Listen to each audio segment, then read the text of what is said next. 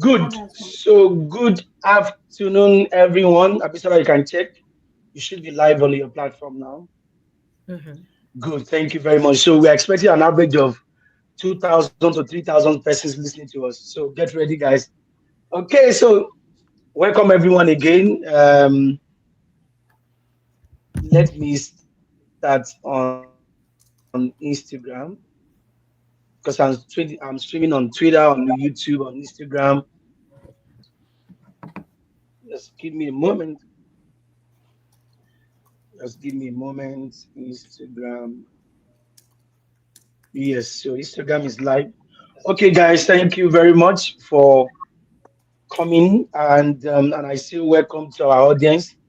Today, we are discussing a very important topic: graduate moms and graduate school. Joyce brought that topic, very sweet topic, and so I added it: how to survive as a parent in grad school. So today, we want to dissect exactly how women feel because it's a topic that is not really talked about. Everybody just want to japa. Do you want how do you get admission, scholarship, blah blah blah. But when you now eventually japa, what are your expectations?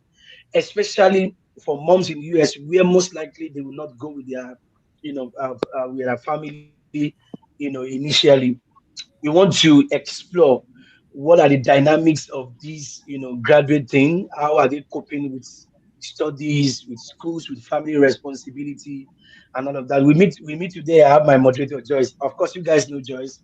Joyce was here last week where she had to talk about her experience, and also Mutiat. So today we are talking about something entirely different. We want to, see what exactly happens in grad school as a mom. And I've told my guests backstage that they should be as raw as possible. They should say it the way it is because honesty helps people. It gives people expectations, and they are able to find their own path. So I'll give the mic to Joyce. Me, I'll be putting him out, took him out once in a while, but I'll give the mic to Joyce. Joyce is the moderator for this, and my speakers are here. She's going to do that, and then I'll be here. So I'm going to mute myself, guys. So Joyce, you have the mic. Yes, you can fire on. Okay, good afternoon, good evening, everyone, wherever you are watching us. My name is Joyce. I am a PhD student in the Department of Global Gender Studies at the University at Buffalo. And I am here with amazing humans, amazing colleagues, amazing friends who are also PhD students and their moms, they are wives, and they have a lot of identities. So today we are going to know who they are, dissect their lives like properly. And so if you're watching us, if you can hear us, just put in your comments. Where are you listening to us from? Are you also a parent who is thinking of grad school? In Yes. what capacity you are? Just put it in the comment section so we know everything about you too, as much as you can share. So I would like the panelists to Before you go, introduce. Joyce, sorry, before you go. Hello, Joyce, can you hear me? So let me put the disclaimer. I forgot that. So yes, disclaimer. So these are students in US. They are not affiliated with Japa Consult. Of course, you guys know me. They are just here to share their opinions, their personal opinions as students who are moms, and taking care of their family. They are not, affiliated with Japa Consult. There's no monetary reward. It's not a business. There's nothing. They are just here to share their experience.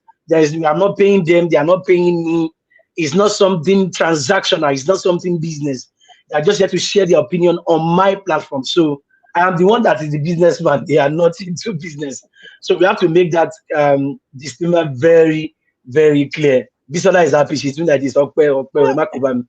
Okay, yes, so we go. Thank you so much, Dion, for All the right, let's disclaimer. go. Yeah, and I'm sure you're Yeah. wondering why this topic. Why are we talking about this? I think it's important because, like Dion said, it is often less talked about, especially amongst graduate students, international students, for one. And so we want to know how these amazing humans have been navigating their several identities. It's important for us to also share this with people who are thinking about going to grad school and either with their kids or people who are heavily pregnant, and stuff like that. So this is a platform where we talk about real things, honest conversations, and that's what we're going to be doing today.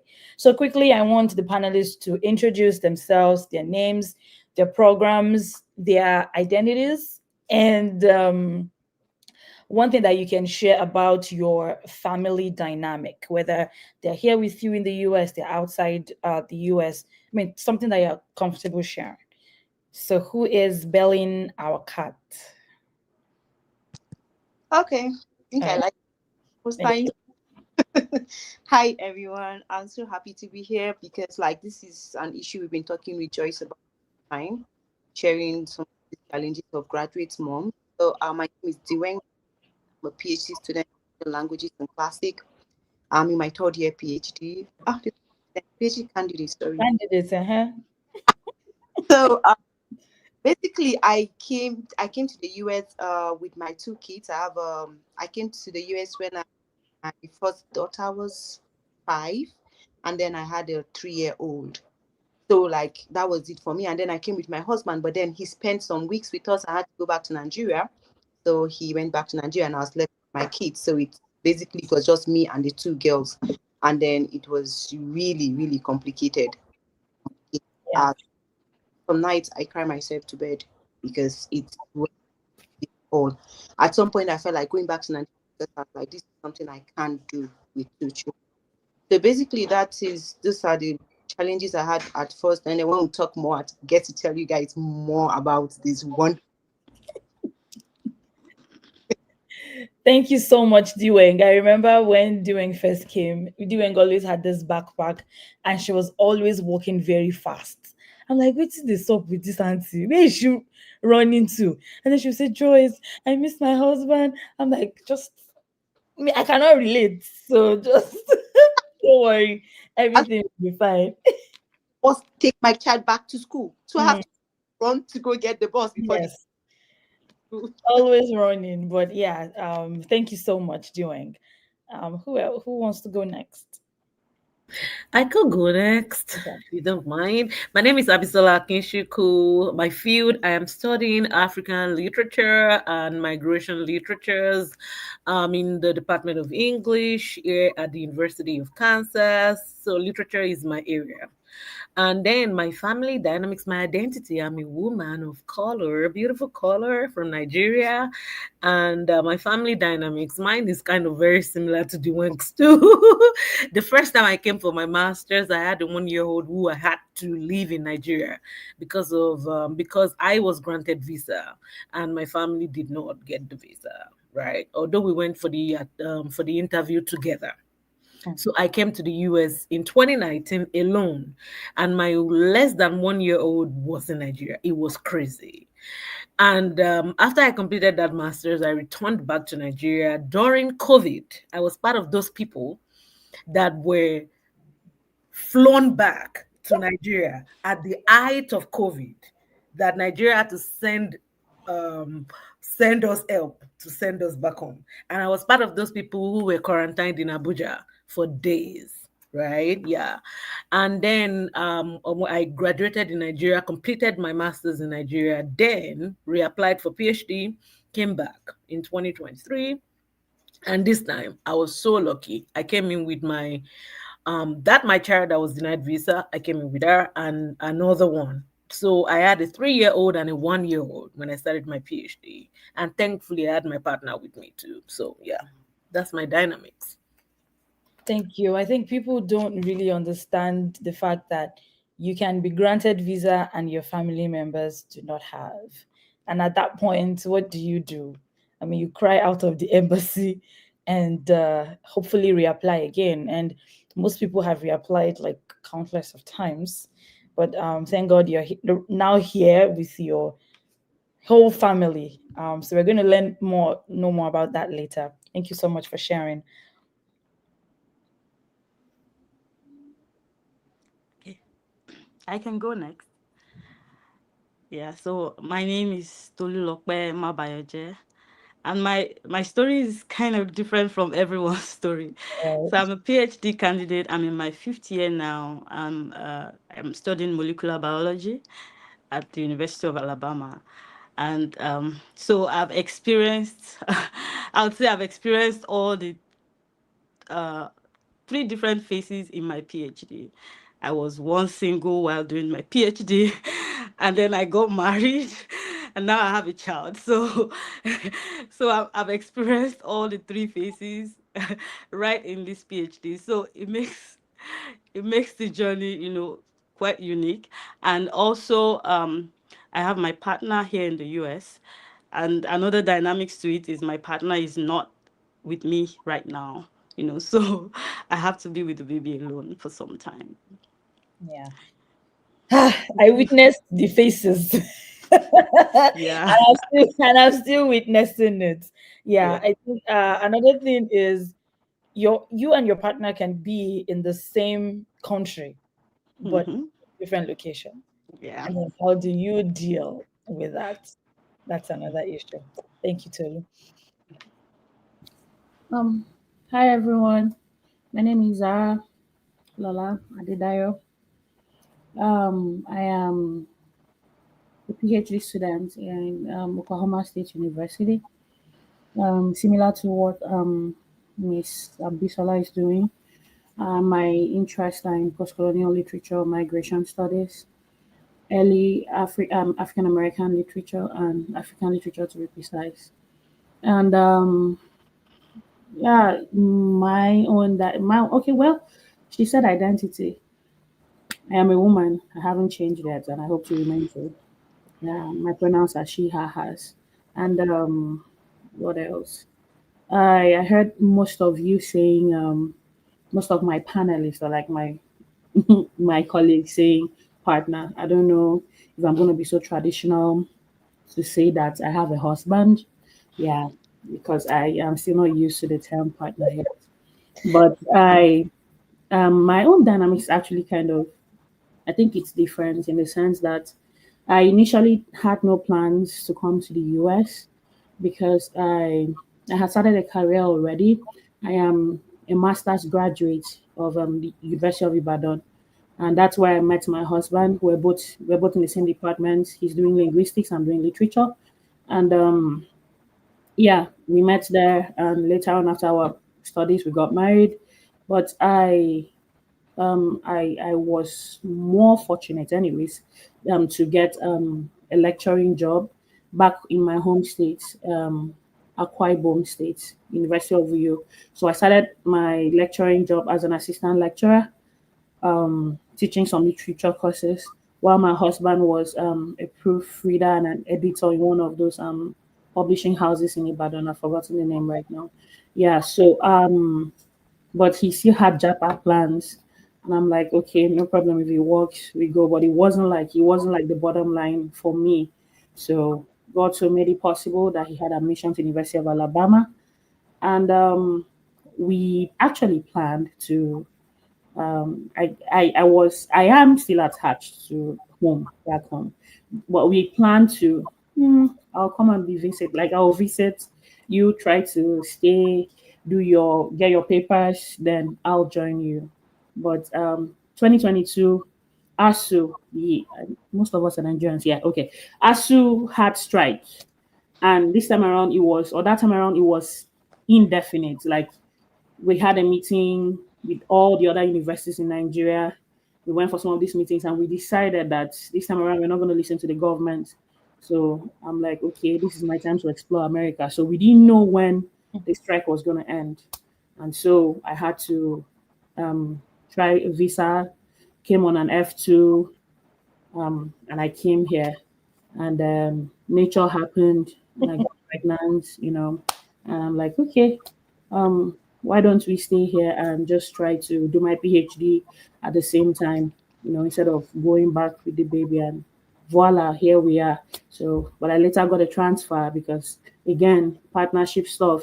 He graduated and I was still running my studies. So it wouldn't have been a wise decision to actually pay rent in Oklahoma State University and pay rent in University of Alabama. And the people I knew in University of Alabama, case study Joyce, they were graduating, and I wasn't really bonding with the new faces who came. So it was a wise decision to actually join him in OSU so that we'll pay one rent and we'll raise the child together.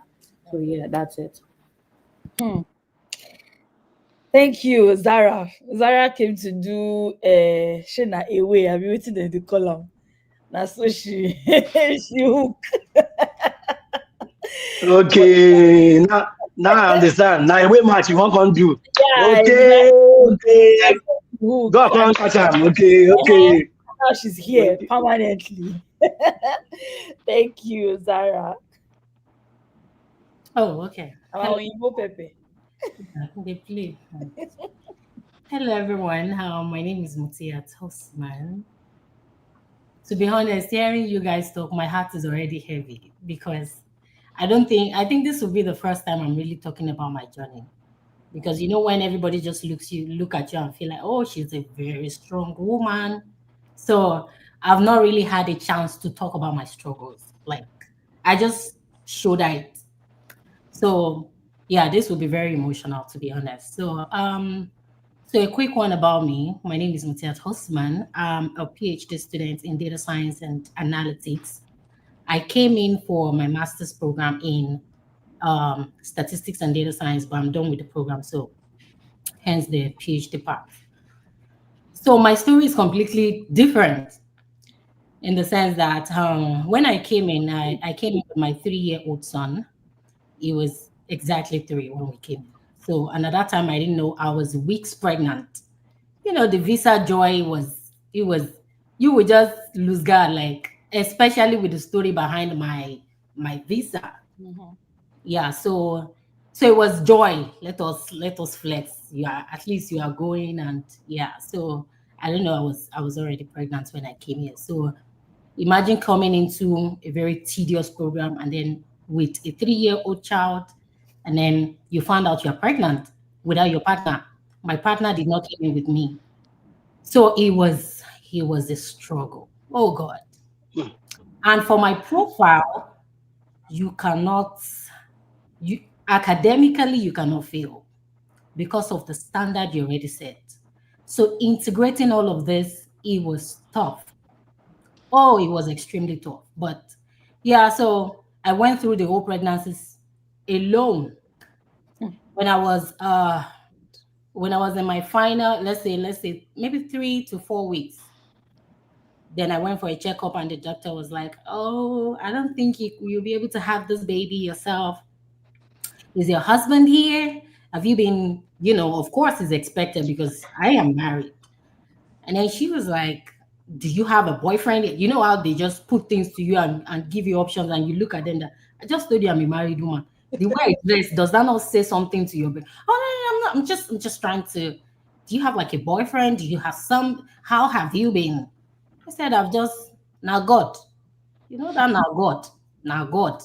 Oh, she said, so she started giving me options that she doesn't think I'll be able to bet the baby myself. Like, CS, she just, they will give you options. And I told her daddy that I will have this baby myself. I will not go through any of those things. So I came back home. In fact, from the hospital, I started researching on Google how to induce labor yourself, things to prepare yourself. And then I went into the store. I started buying all this natural infuser, this raspberry tea, just a lot of it. Then I came back home. I make it pineapple. I bought it in batches. I sliced everything. Then I started drinking, dancing, drinking, dancing, jumping. That this baby, you shall come by yourself. And to God be the glory. The boy is over a year now. He's a year and a year and it will be 3 or 4 months. A year and 4 months. Yeah. So it's a lot. So if you ask about my identity, I'm I'm a woman. In fact, I should say I'm a girl because at times you just want to be a girl. Kí ló dé tí wàhálà fẹ́ pa mí? Kí ló ṣẹlẹ̀? Eh? So I just want to be a girl, like considering the lifestyle that you are used to before you have to shoulder all these agbako responsibilities that you cannot run away and say, I don't want to do today. It's a lot.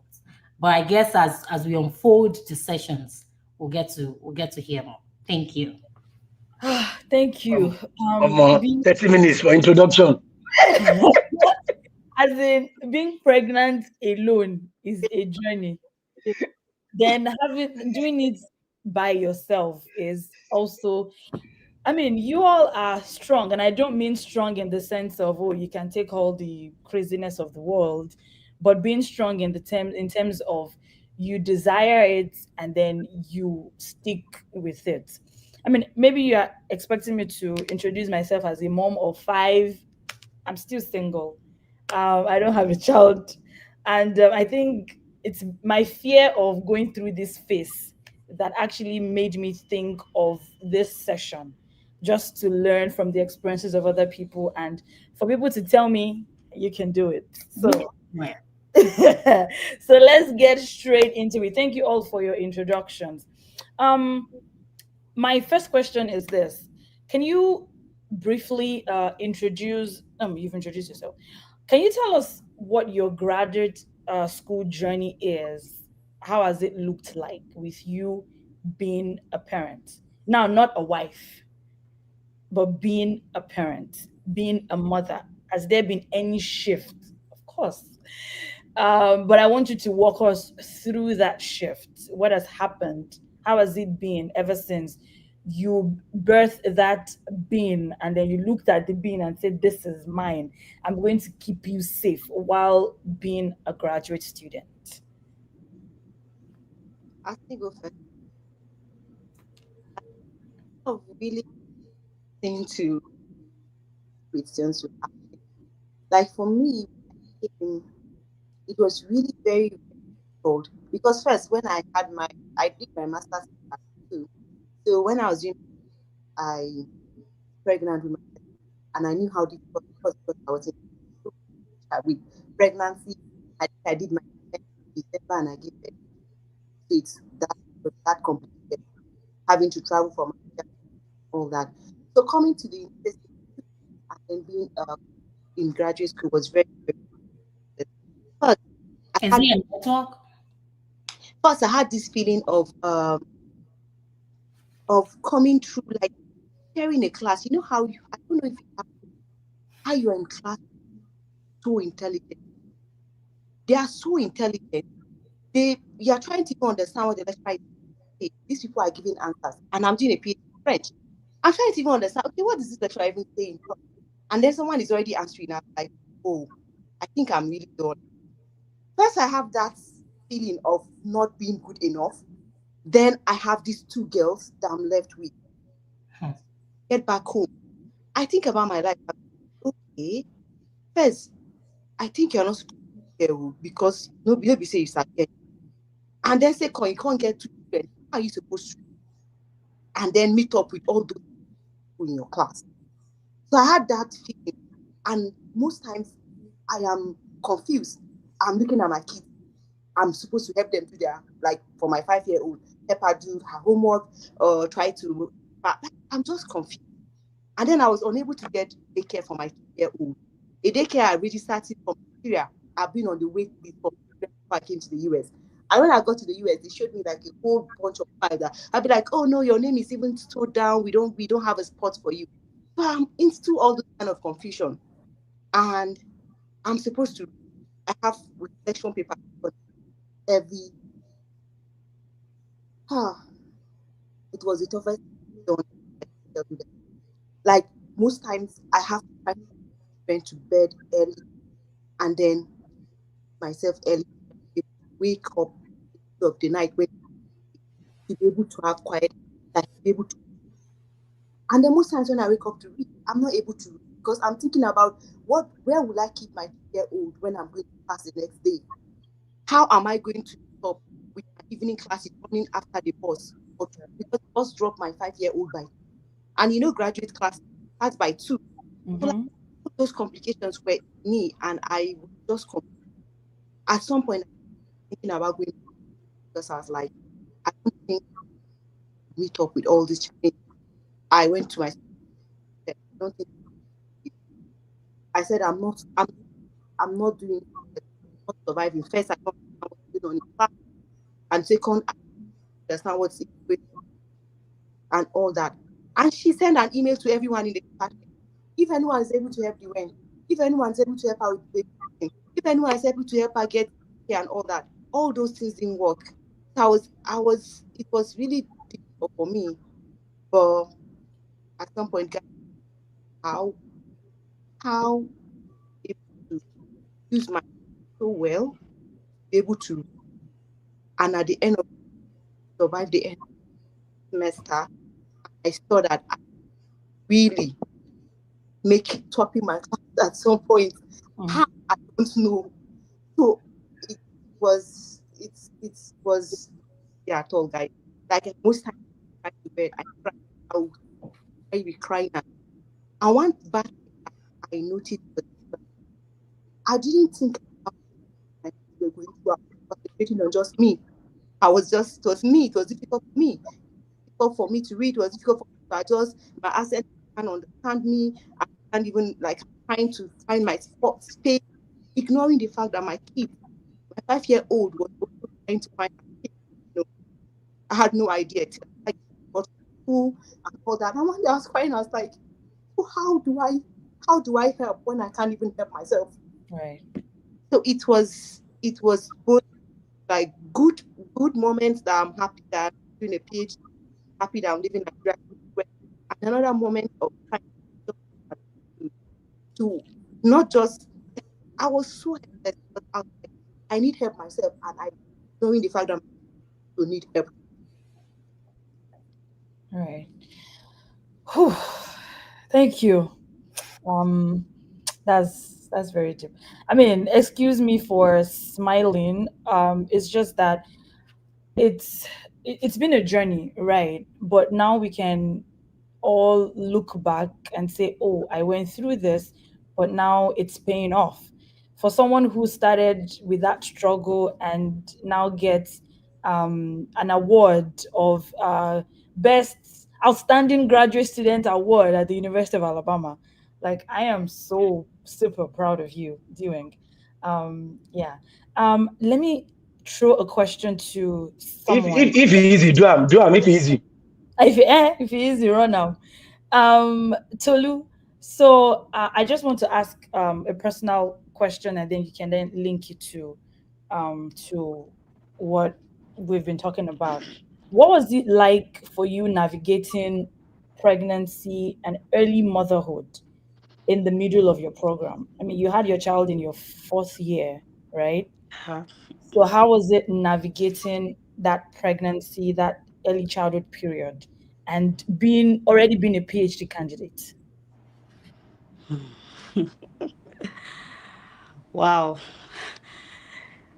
So every time I look back at the things I went through, through the process, it makes me feel like, how did I get through all of this? You know, how did I make it through it? So, considering that my work is really lab based, Mhm. like I have to go to the lab a lot, and I have to use some chemicals that are not even so good for you to be exposed to as a mother, as a pregnant woman. It was very difficult for me to, really go through that process of pregnancy and combine that with my lab work. So I had days where I had to specifically move all my lab-based experiments, that all the experiments that I know that I have to expose myself to things that are not really, you cannot really tell what their impact is going to be. I had to shift them to the later stage of my pregnancy, when I'm very sure that, okay, it's safe to use some things now, it's safe to go into the lab. So I did one thing that helped me was actually delegating. So I had undergraduates that were working with me, and I had to have a very honest conversation with them. In fact, some of them had to tell one of them to actually lead my team, because I am pregnant and I would not be able to be at the forefront of just working, handling pipettes, and doing all of that. So, and I delegated to her and had to like ask her to give me updates for things I could not do by myself. So, and I actually followed through that. So that was one of the ways I had to navigate being being pregnant while having to work in the lab. Also, it was, pregnancy comes in different phases. Some the first few months, you are just sleeping and you're like, what happened? Where did I get? So I also had to teach at the same time. I had to teach labs, and for those labs I couldn't, because I didn't want to start like, because the way you don't want it to be like, is it because you're pregnant, that's why you cannot do this? So I had to go through that process without really involving so many people, because I don't want it to be like, oh, so she's pregnant, she doesn't want to do this, she doesn't want to do that. So for some of those times, I had my mask on through the class. You know, no, they just thought maybe I had COVID or something, or I had, so I had a personal reason why I was using mask. So I had my mask on, and I went to the lab. In fact, by the time they all got to know I was pregnant, I was like 7 months in, and I was almost about to, I was almost about to like put to bed when they found out that at the end of the semester, I showed my students my baby bump. They were like, "What? Are you?" So, it was, even through that phase, there was so much for me to do. I would probably teach for 1 hour, and then I'll feel sleepy for the next 5 hours. So it was, so it was a lot. But one thing I was really grateful for was that at that point, I was already a PhD candidate. So I didn't have a lot of course load to deal with. So I didn't have major exams.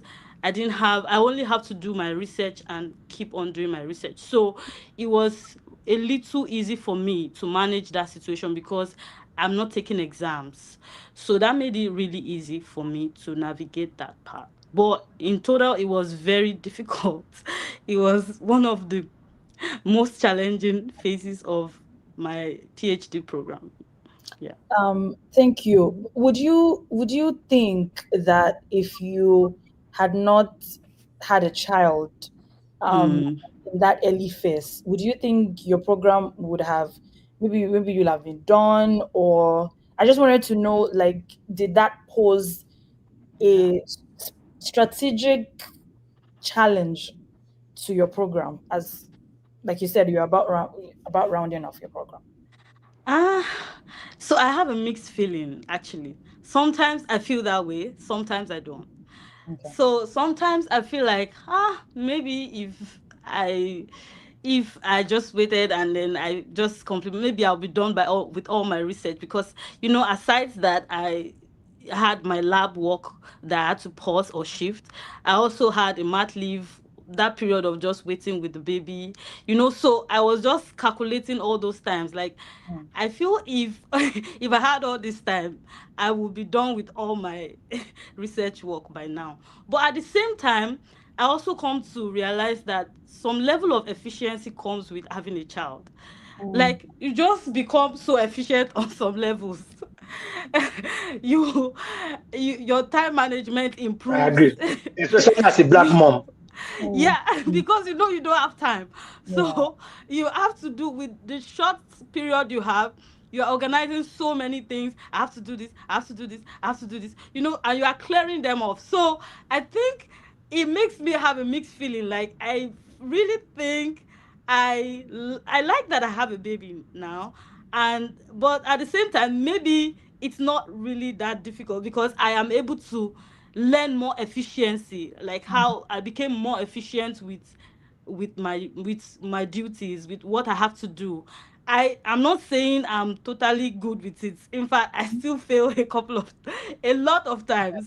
I see myself, still missing deadlines sometimes, still, and just say, well, I tried my best. There's really nothing I can do. Yeah. So I have those experiences to where I feel like I really failed at doing what I'm supposed to do. Mm. But overall, it's a mixed feeling. I'll Mm. say that. Thank you. Thank you for sharing. I would move to Abisola. So you have your partner with you Mm-hmm. now, not when you were doing your masters, but now you have your partner with you.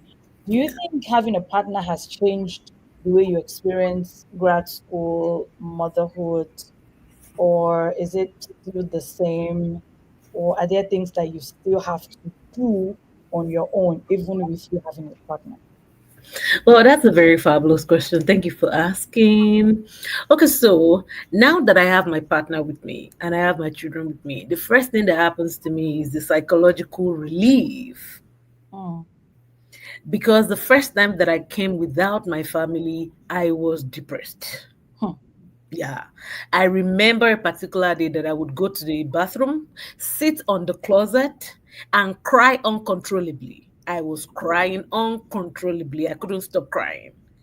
And I became so desperate that the only thing that I could do was to pray. I said, God, just help me because I can't do this again. hmm, And I was on the brink of, like Duane said, I want to go back home, please, because who sent me this one? Do you get? So, but now that is not what I'm feeling now. That has changed. And just having that psychological, that rest in that angle is very helpful because now I'm no longer having that long, full, quote and unquote, look backwards. That, oh, I just want people to be here. I just want it to be here. I just want it to be here. That one is settled, right? So that gives me a kind of ability to focus, to now look forward, not always having to look backward, not always having to be sad that I don't have my family with me.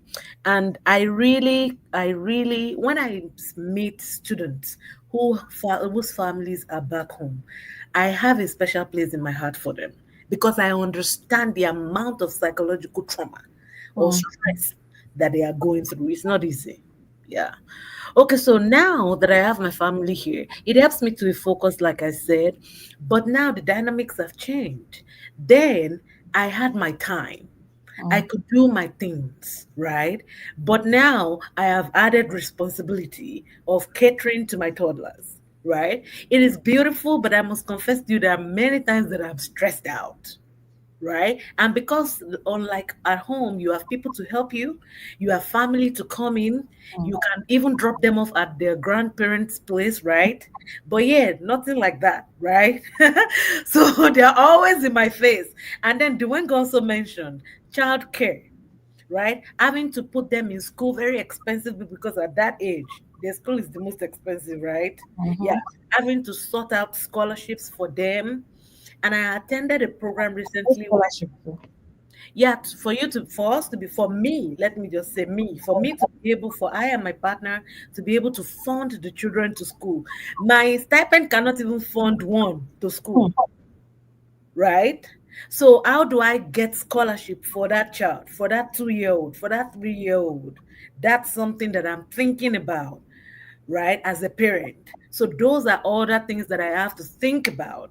I have to think about the financial implication. I'm so happy to have them, but what about the finance? And how can we sort for other options of funding the academics? Because it doesn't make sense for me to be teaching other people and my children are not going to school. It cannot even happen. mm, mm, Right. So that's another dynamics to it. One other thing that I really appreciate having my partner with me for is now I'm not the only one carrying the load. He's also there to help. He helps to parent. There are times that I have to go to class to teach. My husband is there in case they have a break and the school is not open, and I have to go and teach. My husband can be there to help take care of them. And that has really reduced the load. I must say that having a partner is very helpful if the circumstances allow it, mm. right? So that would be my answer to that question. Okay. Thank you so much. For those who are wondering, I mean, partners are also husbands. So in our own context, they are husbands. Yeah. Thank you. Um, Mutiat. So you have two kids. Um, just is your husband here with you in the US? No, my husband is not. Oh, not here. Okay. So how have you balanced the demands of having two young children alone with grad school, with motherhood, with having to pick them in school? I mean, just walk us through in few examples. How have you been able to navigate that on your own? The honest truth is, I mean something like a day in your life as a graduate Yeah, mom. as a graduate mom, yeah. so the honest truth is, I usually say is that my strength is just divine. Mm, I just don't, it can't, that's the best thing to put it, because at times I look at myself and say, why? It's like something is just holding me together, because it's like I want to scatter that words. And let's start from the beginning. When you come into graduate schools, in fact, let's take it back to Nigeria. Firstly, the kind of husband that I have, hmm, God will bless him. amen. Because Nigerian men, when they see opportunity and it's only available for their woman or for their women, they more than 80% will not let you go. They wouldn't, especially when they know that you have to leave them behind. Yes, they won't. I know so many people in that situation that the husband will say no. It's either we all go or we stay. So it's only few that can say go first. But you see that go first, you are the messiah for the family. I mean, it's like they are slaughtering your head to pave way. So don't think that go free is like you are going to America to go and enjoy your life and you will suffer. That one is real. You just want to, you are the one paving that future for that family. All right. Of course, the husband is going to go through a lot. That one, Shege Promise, is also there. But you that you are going, your own is in multiple, especially if you are going with the kids. Let's say you have children. But my own case, it came with extra because I was already pregnant that I didn't know. And the program you are getting into, they want you. They don't know whatever luggage you have coming with you. The efficiency, the proficiency that they're expecting, they are not going to reduce it for nothing. Mm, So you still have to step up your game to meet up the requirement, because there's a reason why they have given you that scholarship, that TA or TA position. yeah. You are going to fill in certain things to get that money. Mm, So for my case, it was terrible. mm, Because first of all, my sister said something about daycare. Oh, good Lord. People need to be educated even before they start the journey. So right. that you make proper decision. That we have some people that their baby girl lifestyle, you cannot survive. It's not a course. Don't even risk it. Just sit down, and be enjoying, be managing Nigerian system until God say, oh yeah, that your level of strength must be to a certain level Mm, before you go through this kind of journey, because it will test you. Now, when I came in, we'll talk about accommodation, because you are coming in with a child, there are expectations on where you can live. There you must, of course. So, and coming to a country that, let's say, you don't even know anybody, you don't even know how to get started, that one is headache. Secondly, where are you going to put that child so that you can go for your classes? For me, I was taking my son, a 3-year-old active son, to class. to class. Jesus. Alami will pull the chair while the professor is teaching. So, oh God. So let's talk about you. You must be seen in that class. They need to identify you, that because they tolerated a lot of things for me. And when I look back now, because when they see that you have that skills that they want, Mm-hmm. they will endure. Security one day he said he will call police that Alemi was sitting, he's not sitting, he just keep running around in the whole building.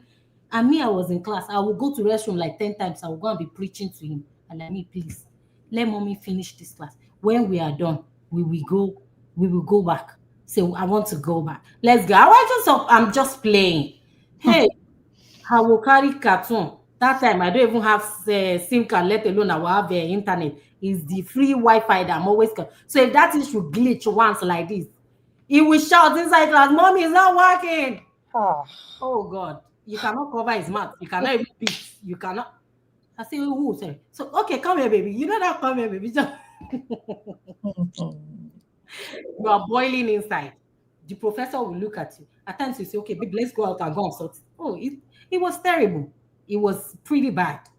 And then again, for my own case, I had the privilege because oh, shout out to a lot of people that they were there for me, because you need people.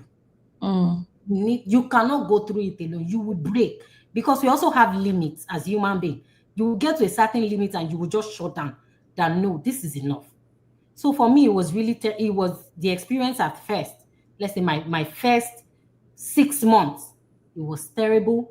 Me and my son, and I was like Mrs. Tolu, when she was saying her own pregnancy. Hey, I will finish class. I'll go and lie down outside. I'll just pull my head. Alami will be running around.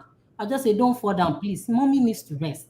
Outside in the school, just one of all these free placements that you can just sit. I'll just put down my head here. So childcare, he was following me to for my classes for about 3 months. Because firstly, I could not afford it. It's not at times you will have money. When you eventually raise that money, they will tell you that you're on waiting list. Right. List, you can be there for 4 5 months. You Right. will keep calling different people. I even have this money now. Let this boy stay. It's a lie. So I had to just keep managing that situation, exploring places that I could put in so that I can also be fully active. Because while I was doing my program, of course, I have to TA undergraduate students, Americans, teach them in class. Different. As I'm taking marker, Alami is taking his marker too. Once I'm writing, he wants to write. So I mean, they like children, so they tolerate him and say, no, it's okay, let him. But it's just you because there's camera watching you. That why do you have to go in with a child in the first place? Right. So yes, it was tough. It was really tough. It was extremely tough. But yeah, every time I'll just go back to my prayer. I'll just perform ablution and say, hey, Allah, please strengthen me. Hmm. Because there's this child that is looking at you every day that, mommy, I want to hit. Mommy, this. And that mommy, the one professor just sent an email that, oh, you need to go to so this thing to do this. Is that you have series of deadlines for your coursework. And my program, oh God, let's not even go there. So it's just a lot. It's just a lot. So how did I balance it? That's the question, right? Yeah. My story changed, let's say, maybe 2 3 months after my program. When would you just pray? There's a verse in the Quran that Allah said, when He supports you, even somebody that they don't want to help you, they will just say, why is she struggling? Let us just help her. Let us just do this one for her. Your enemies will be Even your enemy will comply at that time. It's Mm-hmm. prayer. Mm-hmm. So I prayed a lot. So there's one woman, I don't know if she will ever see this video. She's my sister now. Then she just met me. She said, oh, no, you need help. That's what she said. Even she's way older than me. She cannot survive this. She's older than me. She has 2 children. She cannot survive this. In her home first year, she didn't come with her children. She came here alone. They brought her children later. She said she can never do that.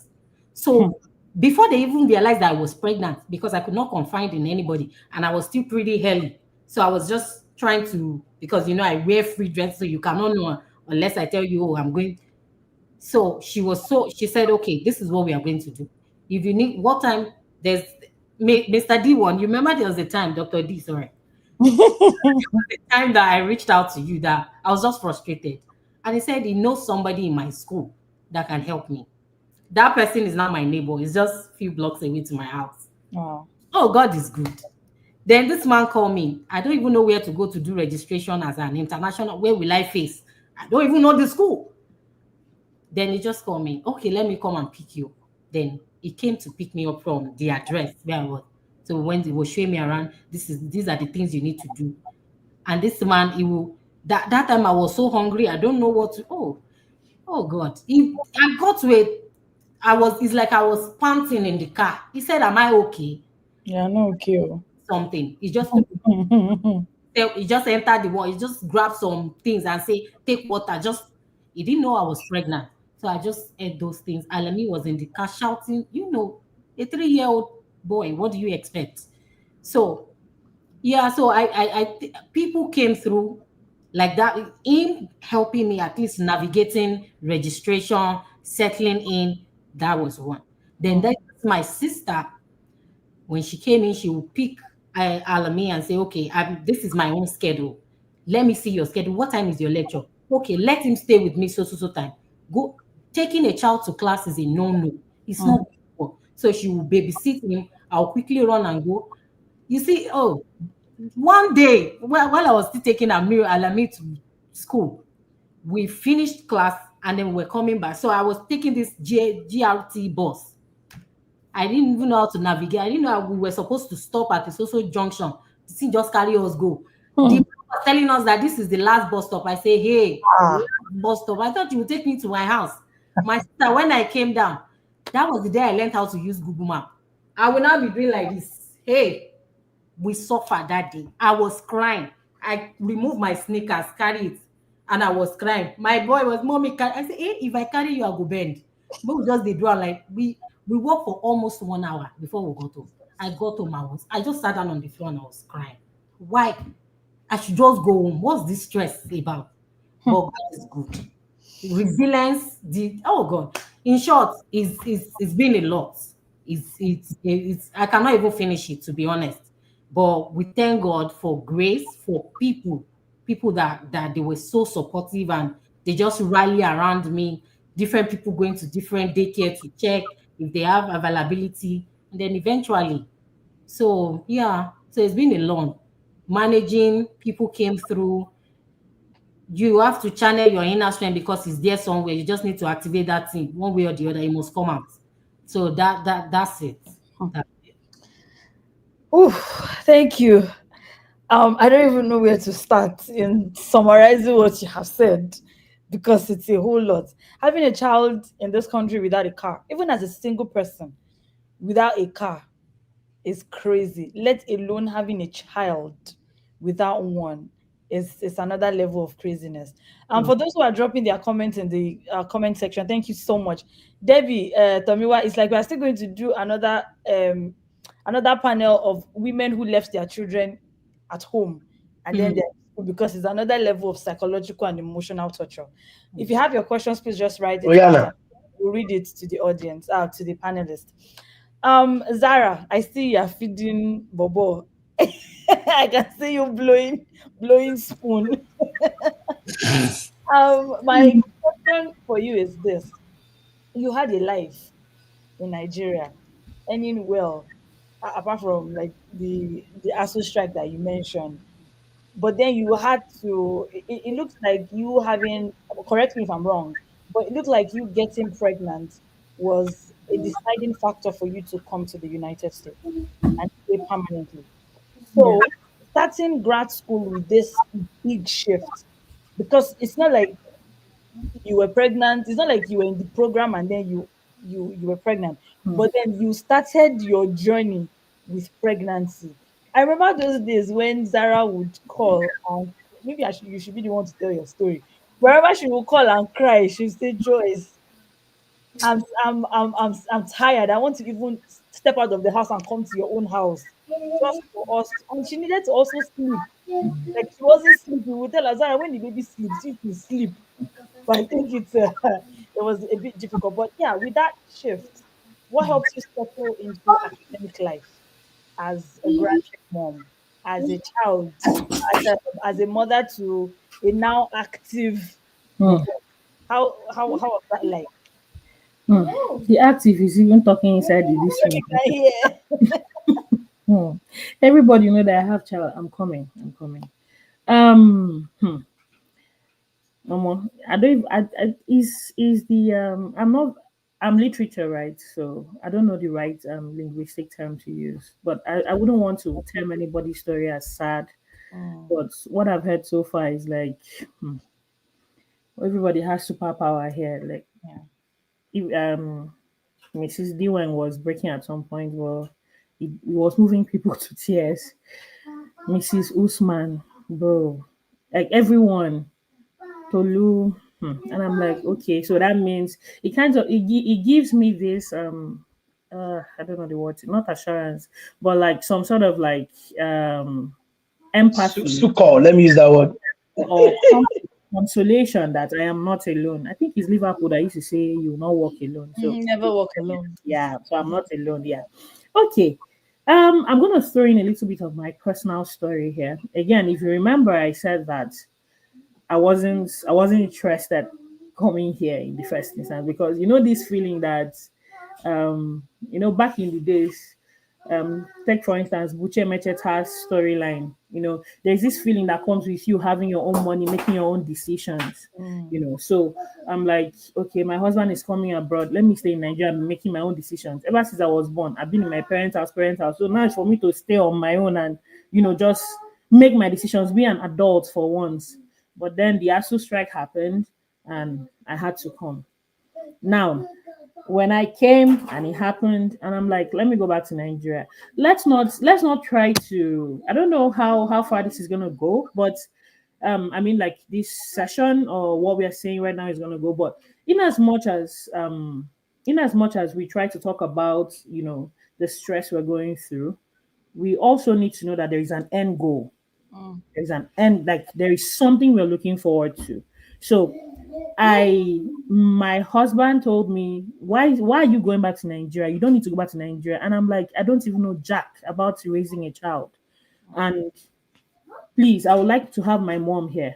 And lots of us, we've mentioned the whole visa brouhaha and all of that. It's crazy. I bless the name of God, I wasn't rejected, but for my mom to have visa to come here, it was, oh my God, I don't even want to go into that. That is why I use this medium and platform to thank the University of Alabama graduate students in 2023, 2024. They were really, like Mrs. Usman mentioned, they were like, you can't do it without people. So, but I mean, my husband's end goal was we are going to have an American citizen. Now that it's before, not knowing that this kind of wave will come now that they've ended it today. So at least for the records now, to God be the glory, we have one in our house. Even though we don't have, we are still on F1 status. But that was my husband's end goal. I'm like, okay, let's look at it that way. Bro, he wasn't going to class with Bele. And the beautiful thing about being on the, though it's not good to have too much weight, but the beautiful thing about being on the heavy side, on big side, for those of us that are thick, is that people will not know that you are pregnant. So my professors did not know that I was pregnant. I had to be the one to tell them when it got so tiring.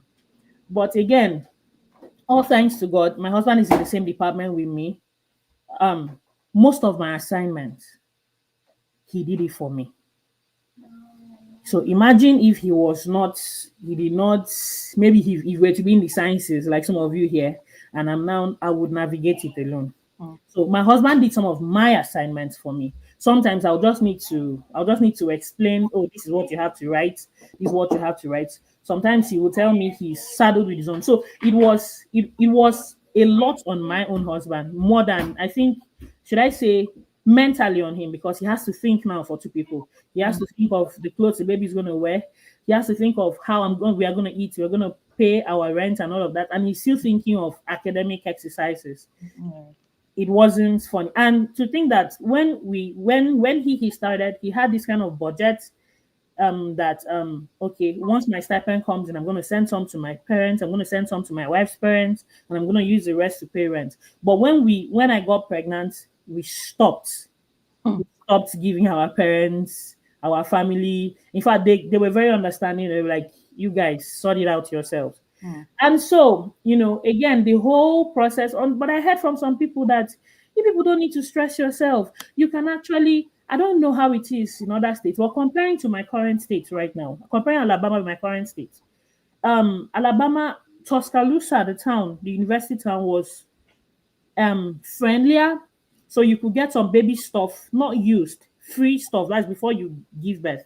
But seeing the people that are here in this Oklahoma, um they're going through, in fact, automatically when you get pregnant, you have to create a registry. Then you have to make sure that your insurance is not going to pay. When I gave birth in Alabama, I think they paid up to 80%. But here in Oklahoma, what I'm hearing is about 65, 70%. So that means states. So again, I had the opportunity to use free healthcare services, but my husband likes to do things by the books. And he's like, if you use any free healthcare service, when we are going to apply for a green card, if they now say that you are dependent on the state, that you don't have anything to offer. So No problem. Wow. After arguing all of that, we had to use our stipends to pay the remaining that insurance paid. But what happened? I didn't know because my husband doesn't really, I'm the opposite of my husband, he doesn't talk. But until someone came and told me, after I had given birth, someone came and told me that my husband has now been tagged the sleeping PhD students. How? In the library. My God. Anytime the African students used to come, they had to make a schedule for like 2 weeks. Tomiwa is aware. They had to make a schedule for like 2 weeks, Joyce. And like they as in these people were very sweet. It is you nobody does life alone. So I mean, I'm not saying anyone here has bad character, but wherever you go, try to I don't know if I was nice, if the niceties we got was from my husband or was from me. I don't know. But the African students were super duper nice. One of my craving days, Joyce and her friend had to send me jollof rice and fried rice. Now, after I gave birth, because they knew my mother could not come, they had to create a schedule. They said, okay, who does not have lectures today? Please, can you go to Zara's place? They will come. But the kind of child I have is a very mysterious one because the time the child is supposed to, be awake so that they will take care of him while I sleep. Is that's the time that my baby is asleep. So my baby sleeps from morning till night. Once it's 12 a.m., we are doing night vigil.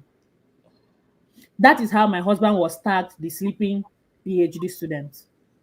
Every time he will say he wants to read, he will go to the library and Goga's library and go and find a corner and sleep. Till one of those times, they almost like he was the last person, like, you need to leave here. So someone came and told me that my husband Victor used to sleep in the library. I'm like, it hasn't gotten to that point. But these were our struggles. But interestingly, again, the gift of good people. The professors that I had after I gave birth, I remember one of those times in class. In fact, the period, after I gave birth, English department had to send me breakfast for a week. I'm like, okay, praise God. But it's not like African breakfast. It was chicken and chips and all of that. But I still appreciated it in good faith. Now, they all told me to. They all came together and said, can you just try and be turning in your assignment? You don't need to come to class every time. So I decided to utilize the opportunity and be resting. But my husband said, you don't need to take advantage of people's niceness. Try and be going. I had to go. One of those days, my breast parts were full and my clothes were stained. Professor Trout had to call me. I didn't know. I thought he wanted me to answer questions. So I started answering questions. I said, no, no, you come to the front. So I came. He said, it seems your baby needs to suckle. I'm like, I want to find it offensive. Like, I don't know, bro, are you looking at my chest or what? And you're an old man. So he said, no, no, look down. So I had to look down and I saw that my right breast was, full. I'm like, oh, I was highly embarrassed. And, I had to wear my school bag to cover and take a walk, you know, back home. So it wasn't really okay. Like I said, two struggling students, right? But again, the gift of good partner, right? My husband really helped. But I know there were nights that I would sit down and cry because I had a boy. So the whole circumcision thing, where I'm from, we do it on the 8th day. The struggles of when the boy will cry, and I don't know how to, clean him. And the navel, it was a struggle. So Google was our friend because um, ask everybody or ask every time, how do we do? So we asked Google, why is the boy in pains?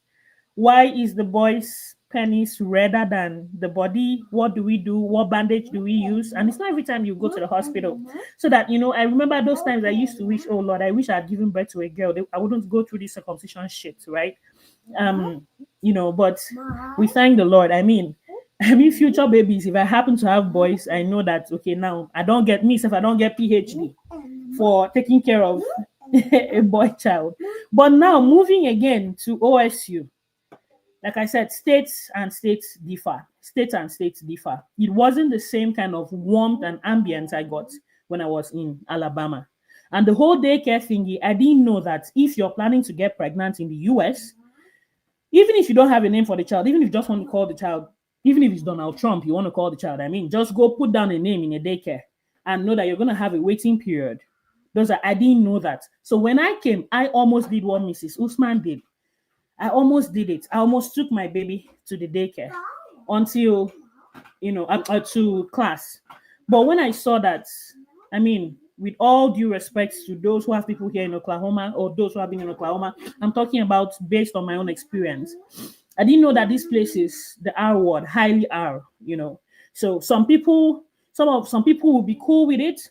Some people will not be cool with it. And I saw the eyes they were taking to look at me, and I'm a black person, and my child is black. So, but my husband, like, I don't want us to upset anybody. So you know what? My husband will take courses that do not even align with his own field, just so that he said, okay, Zara, I will take courses Monday to Wednesday.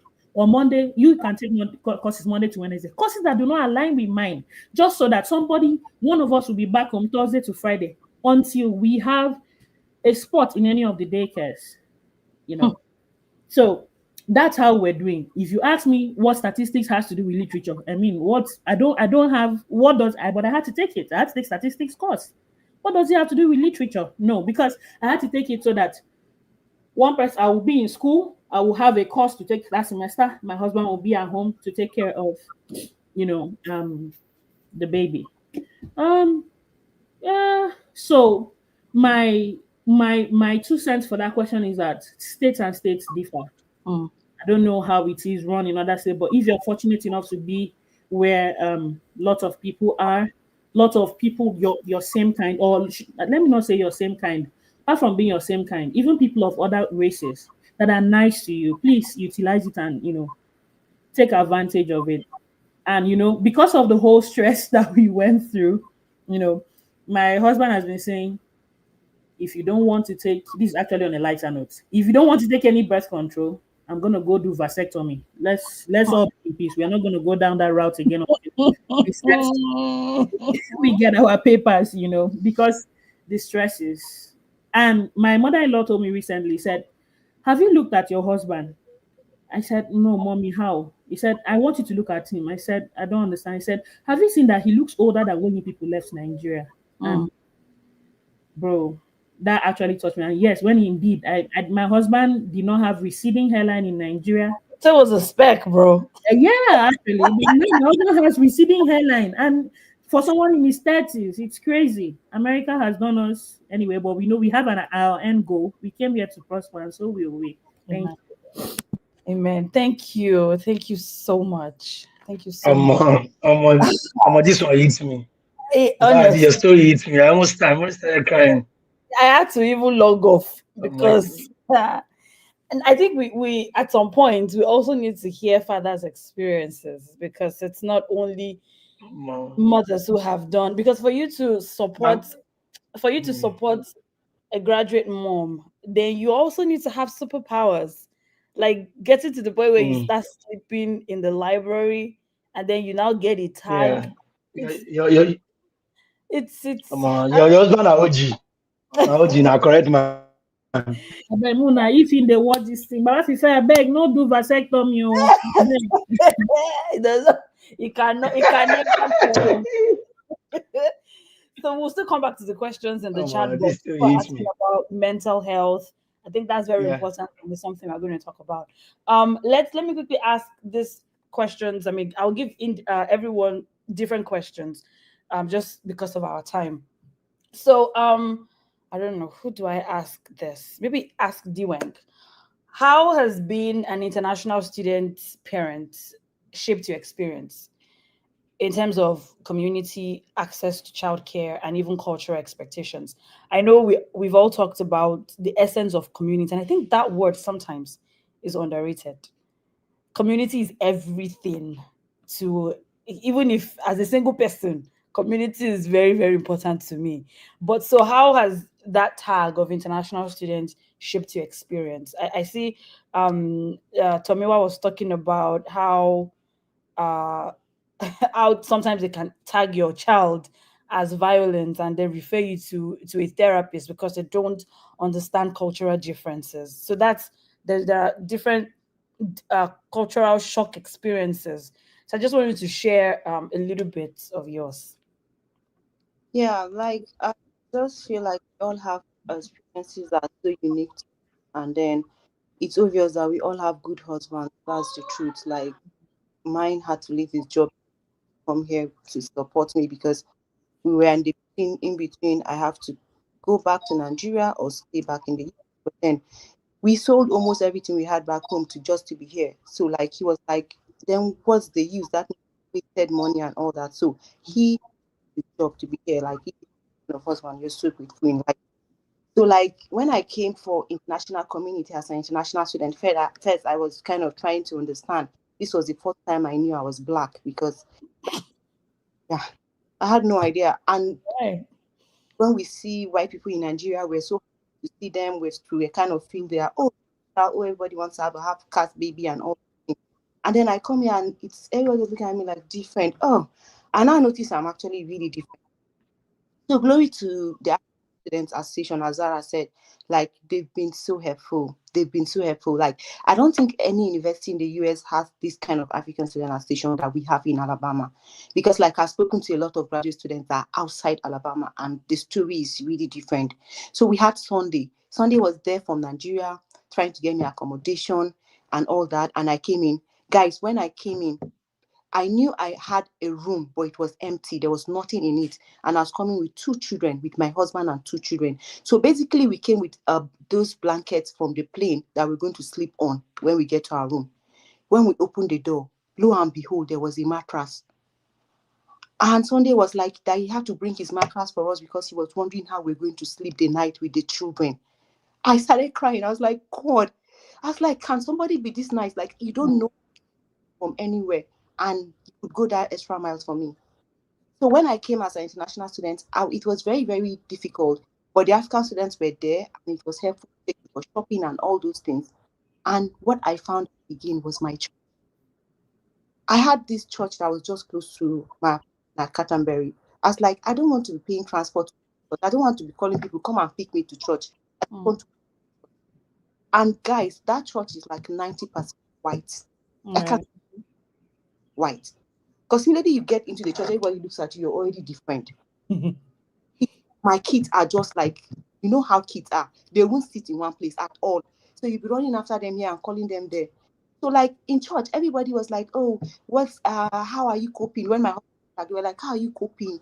How do you go to I was taking classes because sincerely they told me that I come to class. Like I had a professor that told me that I class with the child. So he didn't allow so that class. I have to miss that class.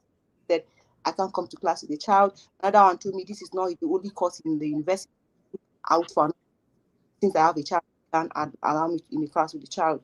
So the church was okay. You're missing classes. I said the community I had in church. I said this is my problem. You know what these people did? They made a rule for me. They had these college students that were having morning lectures, and they were like, "Oh, your class starts by 2." So you have people that are like free from 2 to 4. One will take care, even if it's an hour, even if it's from 2 to 3, someone will be there with the child. The other one from 3 to 4. Immediately I'm done from class, I'm running to and meet the one with the child. Or sometimes they will meet me in school. Then I get the child immediately after. That's how I attend classes. The day that everybody is busy, I don't class at all. So like as you said, community is very, very important. Sometimes you might be nice, but if you don't get to meet nice people, then nothing that will come out of it. But in the community it's like meeting people.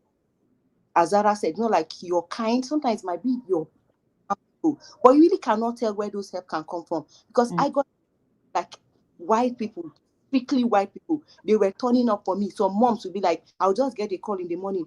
Hi, Dwayne, I'm free today. I'm not going to, I can babysit. Like, a day that I was thinking I'm not going to class, someone just called me and said that to me. Imagine that's not to me. I'll be like, yes, thank you so much. They come pick up, going to class.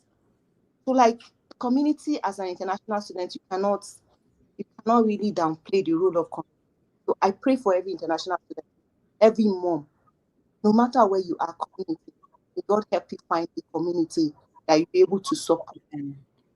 Tell you this alone. Even with your partner, Say, my partner, say a good prayer. Yeah, Yeah. it is. It is. you know. um University of Alabama graduate student, whatever you're doing, please just keep on doing it, because I mean this is a great reference point.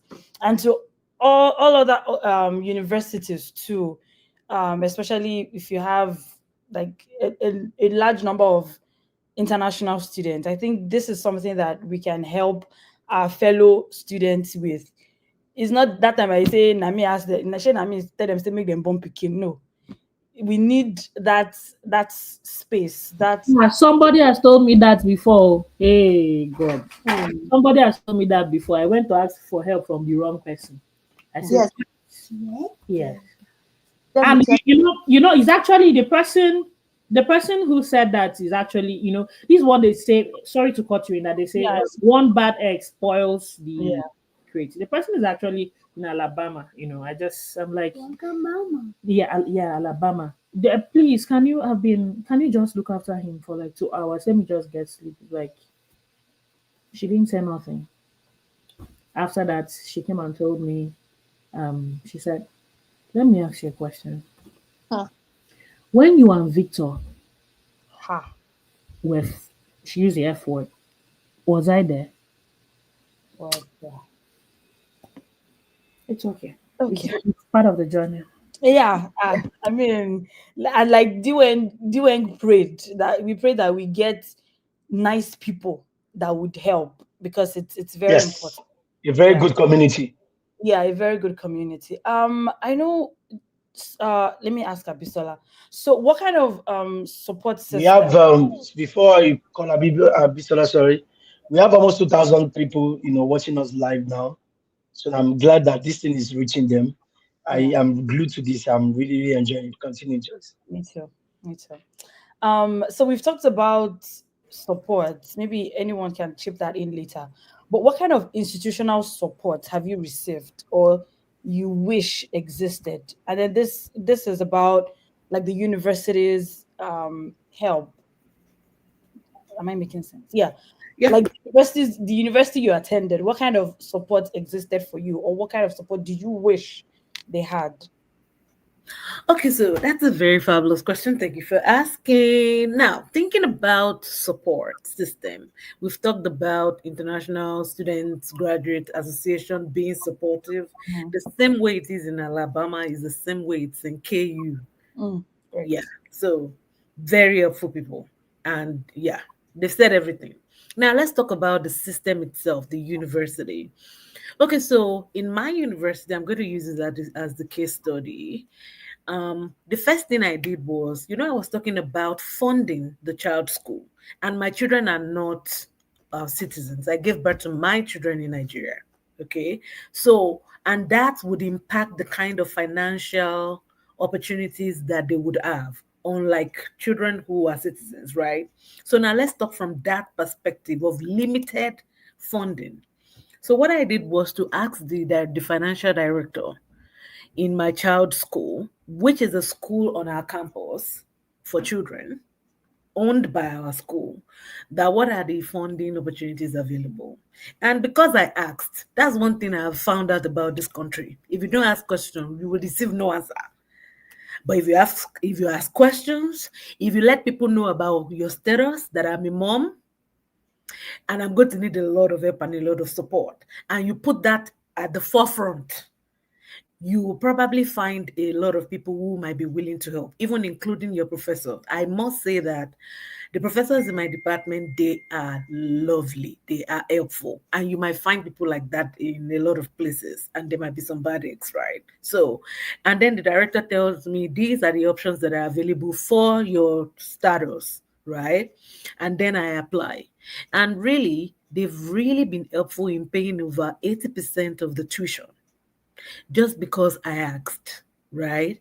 And another thing is, although this has now been cancelled, last year and the year before, there were funds that were available for moms. They call them parenting students. If you are a parent and you're also a student, yeah, there used to be that kind of fund that they offer to parents in the summer. So I applied for it and I got it. This one is just because you're a parent, that's all. And just because you're a woman, that's all. You will get that fund. right? Yeah.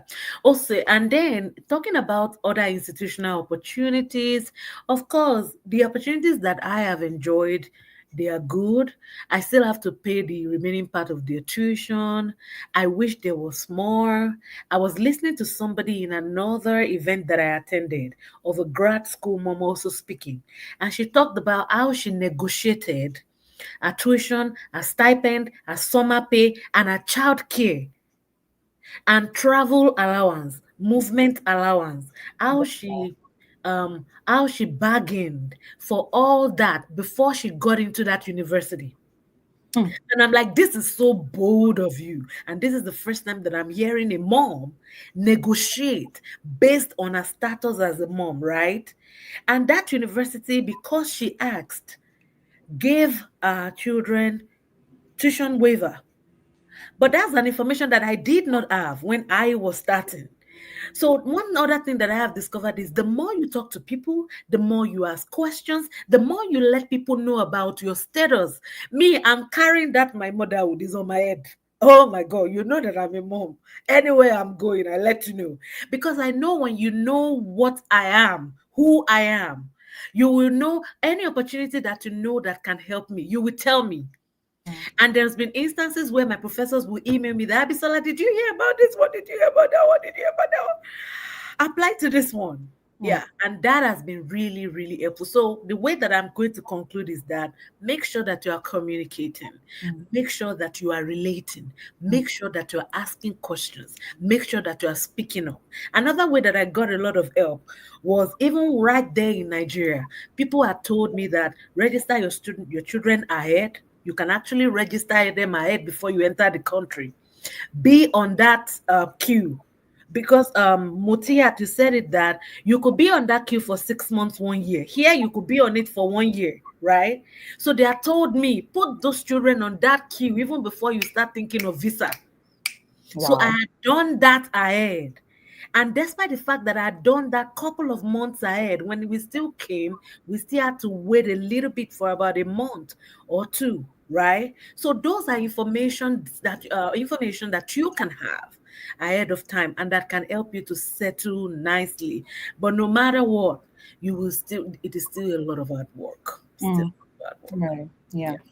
Thank you. I know people can have like mixed feelings that, oh, if I tell this man who is interested in my studies or who is interested in funding me, or this woman, if I tell them I have a child or I'm coming with my kids, would they allow me or would they give me the opportunity or would they even select me as their candidate? And I think it all boils down to what Mutiat always says: allow your skills to speak for you. Because if they see that you are indispensable, is that the right word? They will do everything possible to keep you. I mean, Mutiat has told a story about how she got her admission and funding for a professor not to have seen you, but they say, okay, I am willing to bet on you. I'll take your classes even without you coming to the US first. Enroll first. For you to have that opportunity is because you have it takes you something. So just to add to what Abisola has said, learn to negotiate. But before you negotiate, know that you have what it takes to negotiate. So that when you are negotiating, they will know, okay, we cannot do without we must have you, we must keep you in this space. And asking the right questions. This country, a closed mouth is a closed destiny. If you don't ask, you will not get. So for those of you who are still in that process of coming to the US, or even anywhere in the world, even not only US, but you're trying to live as a parent, as a mom, please take note of these things. So I'll ask, someone has a question for you, Tolu. She said, how were you? I mean, you're still navigating actually, but how are you able to navigate having a life, having to live in a separate state away from your partner as a married person? And correct me if I'm wrong. Yeah, they're not in the same state. So how do you navigate that? And I think I just want to add this question to it, that if you could design a university policy to better support graduate student parents, what would it look like? Mm. Thank you so much for those questions. So it's not been easy navigating being away. Like, you are in the same you are in the same United States, but you are not in the same location at the Mm, moment. yeah. It's it's been a lot of things, ranging from days of just crying and wishing that this person is right here, to feel all that you're feeling, and also to moments of just being on the phone and watching your child grow and everything. Mm, So I will start by saying, when I got married, we of course knew that we were going to do this for some time, because I was in my third year, and I had like 2 years. So it was like, okay, do you want to, should we just wait and then finish my PhD? But I said, really, there is really no best time to right do time. anything. Yeah. There is no right time. So you have to just decide to do what you have to do, and everything would adjust itself to it. So I told myself, yes, we are doing this, and we got married. And here am I, have three, but I what I ensured I did was that I finished my qualifying exams, because I felt like I would not be able to handle that exam alongside, being married and all of that. So I had my qualifying exams done, and we got married, and it's days of, we barely had, after I got married, we barely had a week before I moved back to Alabama. And then I moved back to Alabama. He was back in Texas where he stays. And then it's been always traveling to visit each other. And I would say, when I gave birth, or when I got pregnant, the last time, it's over a year that I've even been home to see my husband. He has made the sacrifice of always coming. So it would always come every time. There are times he would drive down here 12 and a half hours just to spend 24 hours and go back. So I would not, what I would emphasize is the support system from my husband. He's so supportive, and that has made the journey very easy for me. I hear stories of, people that have some issues with getting enough support from their partners and from their husband. And I just really appreciate that. One, he understands what I am going through. He knows that when I say I am in the lab, I will not be able to talk. He understands what it means, that this person would not be able to talk for this long, you know. And also, when I got married, when I gave birth, there was the part of me staying in the lab for as long as I want, till 11 p.m. Just, but when I gave birth, all those things had to adjust. I had to, anything I don't finish before 5, that's it for the day. So I had to pack myself, come back home. And one thing I would say, part of being supportive, is my husband knows how difficult it is. You are alone, you have to go to grocery store, get groceries, come back. There was a time I did that I I started crying, because I had my car seat. I had to drop the baby in the car. I had to drop my car. I had to drop the rolling cart. I had to put my baby back in the rolling cart, take the baby to drop the rolling cart, then carry my because you cannot leave your baby in the car. So, and I started crying, like, life should not be this difficult. And but the other thing I want to say is, there are times where my husband, I will meet grocery at my door when I Mm-hmm. come back from, when I come back from Joyce can attest. I just meet groceries. Sometimes I meet food. Like, I know you've had a long day. So all of this really, really helped me in my program. And also, I have a very good support system. Like, I cannot even overemphasize African graduate students in the US, in University of Alabama. They've been so helpful. My friends, I remember the first 3 months, my husband called a friend of mine that was here at the time, and told him, my wife is pregnant, please, can you take care of her? And I was in our house for 2 months, Hmm. and all I do is sleep. I go to the lab, come back, sleep, eat, wake up 5 hours after teaching, and eat, and then go back to lab. So it was so much support that I got, and the support continued even to when I gave birth.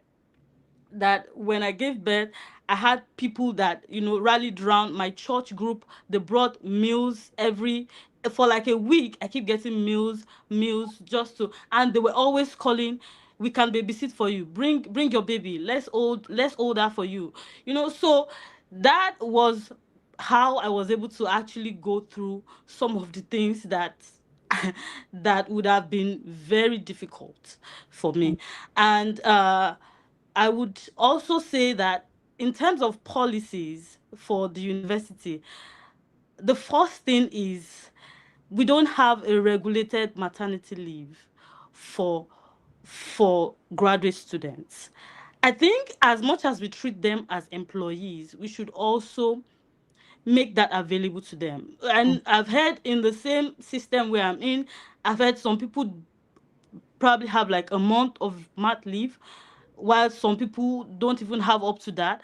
So I want to say that really it's In very Canada, important yeah, that even as the husband of the in Canada, yeah, even as the husband, the husband can get 6 months leave paid. The yeah. mother herself can get 1 year and extend it to extra 6 months Wait, paid. as a student. Yes, as a student now. Yes, now. Um, Life no hard for this Canada. It's just that we don't get money. wow. Yeah, that it can. In the US the story is different. Hmm. it's Yeah. it's so sometimes I was lucky to get 8 weeks off, where I was just, but it was just having another thing, a very good advisor. So I Hmm. have a very good PI that she's so kind, she's been through it and she knows how it feels. So she gave me 8 weeks to just to be away Hmm. from my work, to not have to deal with anything school. Yeah. And that is not universal. I don't think there is a universal rule that you get this amount of mat leave. Hmm. Also, I feel it would be good if universities could provide, because we have, most universities have a large international body. I Hmm. feel it would be very good to have daycare that is student centered, graduate student centered, Yeah. where, because there is no way we are even being like On the list. prioritized on the daycare list. And consider that most of the people we are on this daycare list with, they have moms, they have grandparents, they have people around them that can actually help, Hmm. but we don't have, for the most part. So I think it would be good if we have graduate student centered daycares Hmm. that is just for graduate students, and they don't have to struggle through enrolling their kids in the daycare, that Yeah. because it puts a lot of pressure on us to start navigating. Where do I put my baby? How do I get my baby to, where will she stay? Who will she stay with? I For one, for example, I can't go to lab once it's Friday, anything I have to do. And some of us, we have time sensitive experiments. There are times my experiments go deep down into like 2 a.m. Hmm. and or I have to go back to the lab at certain times, odd times of the day, to go and look at what I'm doing. And I had to like rely on calling people. Please, can you watch my baby for me for this period of time? Can you help me? And people have been so nice. My friends have been so nice. They hop on it like, oh yes, I can hold. Even whites that I attend the church with, they just say, bring her, you can bring her here, we would hold her for you. So I would really say that some of the things the university could help us with to make the journey like easier, is if they could provide a soft landing for graduate students, a soft landing in terms of giving us more opportunities, giving us more, if it's possible to give us some more funds, because we have to sometimes pay for weekend daycares, weekend look after my baby, that kind of thing. So that would be helpful. I would say there are some opportunities that are available.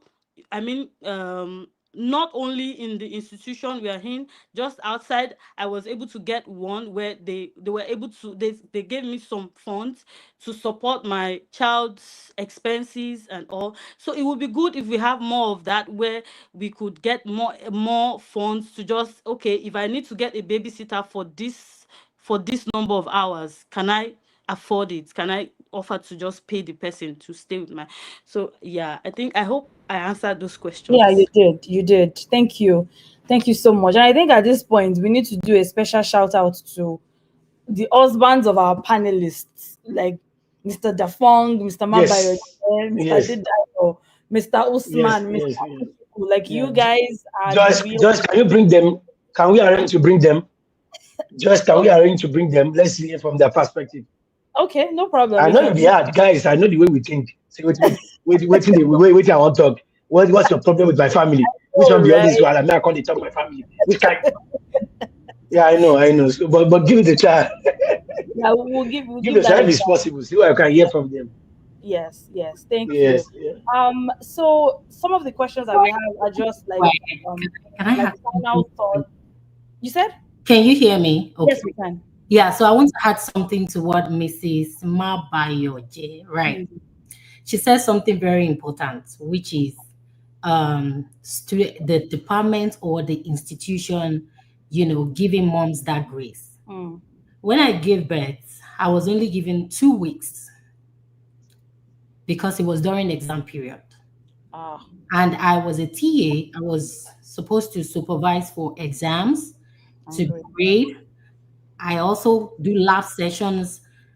So I was still bleeding when I came back to the office, working with my baby. I would use one leg to raise him up, the other one to hold my laptop. Oh, then one professor came in. She just wanted to collect the script. She saw me. I was already staying because it was too early. 2 weeks. I stood up as I was turning back. She said, "Oh my God." She saw the baby already crying. She was like, "Why are you in the office today?" I said, "Because I only had 2 weeks grace. I need to come back if I want to get paid. How will I take care of my bills?" Right. She said, "You need to go and take care of yourself, first of all." And then, secondly, she sat down and drafted an email, copied all of them down. "Mutia need extra time. Can she work from home? Mm. She has a newborn baby." Most of these people, they have wives. They know what these faces means. I know a professor that said it that when his wife was pregnant, he was pregnant Hmm. because it was that bad. Yeah. Just because you just showed her everything and makes it look like I have to figure it out does not mean it is really okay. It's taking the tones on you.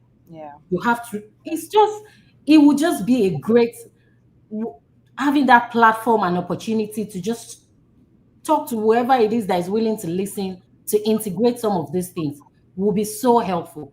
Because trust me, there are thousands of moms that are going through what each and every one of us.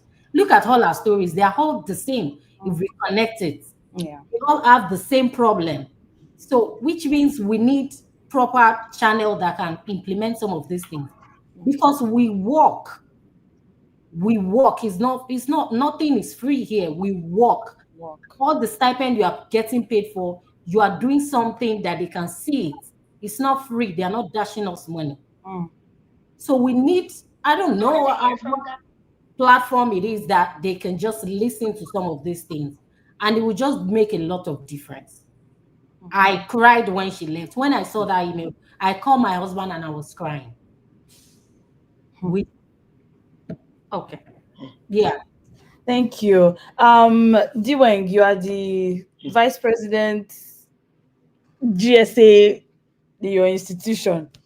These are the conversations. I know Alabama has graduate parent support network or something like that. So you can also help us fast track all these Yeah. things. talk Yeah. about, and anyone who also has Canada, we don't have problem. Yeah, but I will since mute you, Dr. Dimo. Canada, You are not we in don't have Canada. problem. Once you get there, let's just go home. We are in the Yeah, I US. understand, Have right? ties to institutional Yeah, I know. can also help with all of these conversations. It will be useful. Yeah, And it's not only for international yeah, students, it's also applicable to other students yeah, who are also, but they have upper hand because they have parents, they have grandparents who can help. We, yeah, now only God we get and ourselves. So someone yeah, asked a yeah, question yeah. about being able to, how did you manage mental health and your studies? How did you do self-care? There's something in social work we talk about self-care. Yep. How did you even get that self-care for yourselves? So we're going to talk about mental health quickly, and then I'll add one other question for each person, like I said.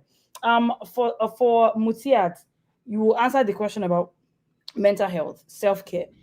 But what has kept you going on the hardest days? The days that you're like, nah, I can't do this. Like, what's your motivation?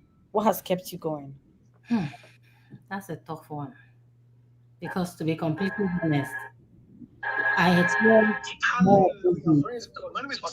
I experienced more of those days than the normal ones. Mm, What do I mean by that is because it's endless responsibilities. It's not like one day you just want to shut down and say nobody should call my name. Everybody figure yourself out. It's not possible. These are children, they will come. You have work to do, you have school work, and you must deliver. Is a must. What do I do personally?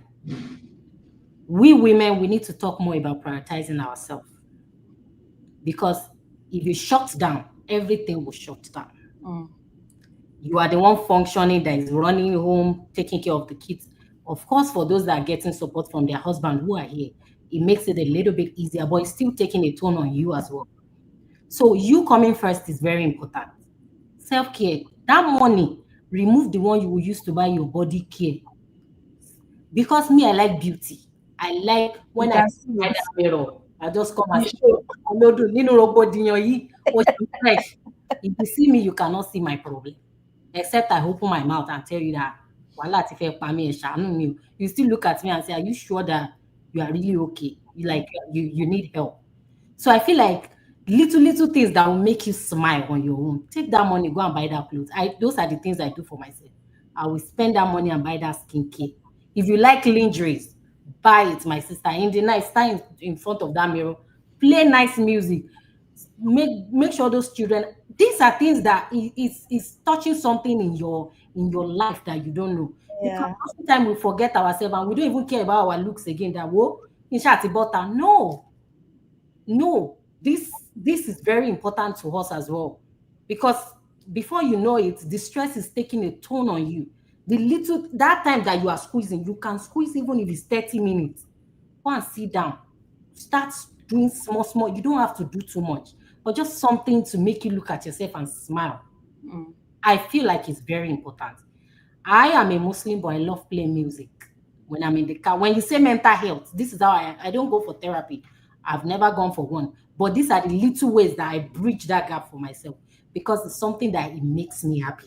Ṣé na Olamide Bado àbí na Davido dey play make we know your genre of music? Join. Tán bá ṣe gbé network yẹn wá ni. If I want to listen to Westlife, if I'm in that mood, I want to vibe. If I want to go higher, will increase, I will take me to that level. So I think it's very, very important. And we all have that thing in us. It's because we shut down that part. mm, Because that responsibility is too much. Pé wo, ta ló ráyè kí n tọ́jú kí n máa kunjú kunnu fún kíni? It is also important. Remove that 30 minutes. Buy that wig that you love so much. It's normal human being that they are buying it. You are working so hard. for it. We need to learn how to extract that time for ourselves. Because if we shut down today, nothing is going to work. Buy that clothes. That thing that you like so much that you keep going on Instagram, go and buy it. Because nobody will die. That is my own mental. What else do I do? I There's agree with you. In fact, yeah, yes, look at yourself and feel like we have people that they have 5 children. well, why am I looking like this? In as those people that they have 5 children, they are going through horror. But they find they squeeze it that and in fact, there are moments you put your phone on airplane mode. Nothing will happen. This 1 hour is for me. Movie time.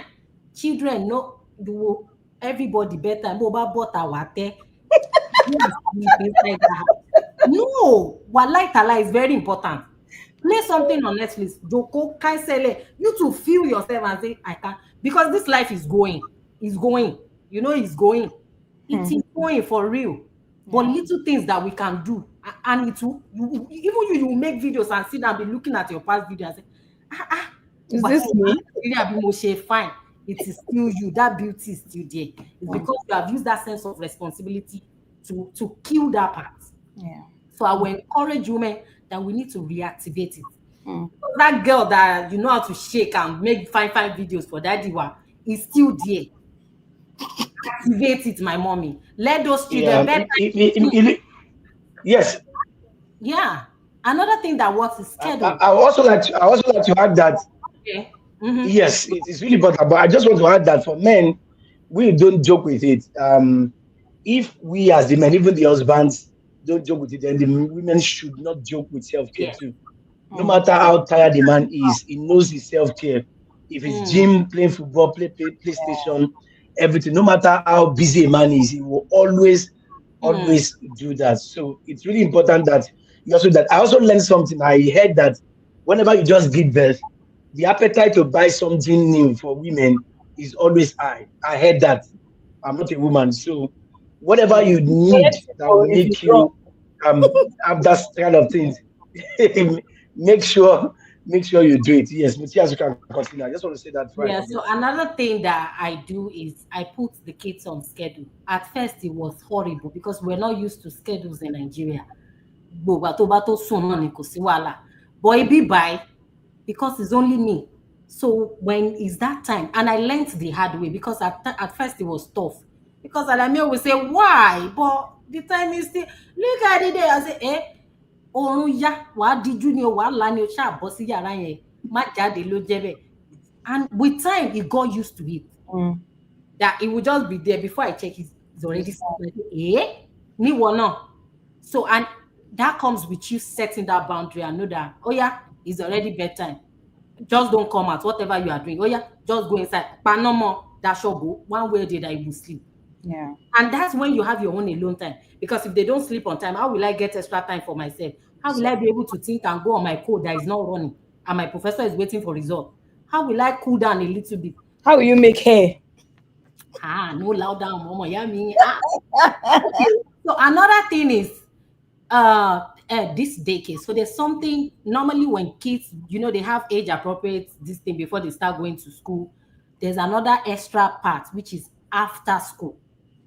So imagine me as a graduate student that my classes, I will do my TA or whatever in the morning, and then my classes will start like 2 to maybe 7, maybe 6. And then you tell me that my child is finishing by 2 p.m. What will happen from 2 to the rest of the day? That's when my own day is just starting. How will I navigate that? Then after care will now pick up. Now, there's something very important again that in our choice of selecting daycares, you have to ask them, you must go and pick that child from school. If I have to pay extra for transportation, that is okay. But you that you are in about 12, 30 minutes away, you will go back to that school, you will queue for over 30 minutes before you get your child. You will go and drop the child in the daycare, and then you now go back. Maybe you have the class in between.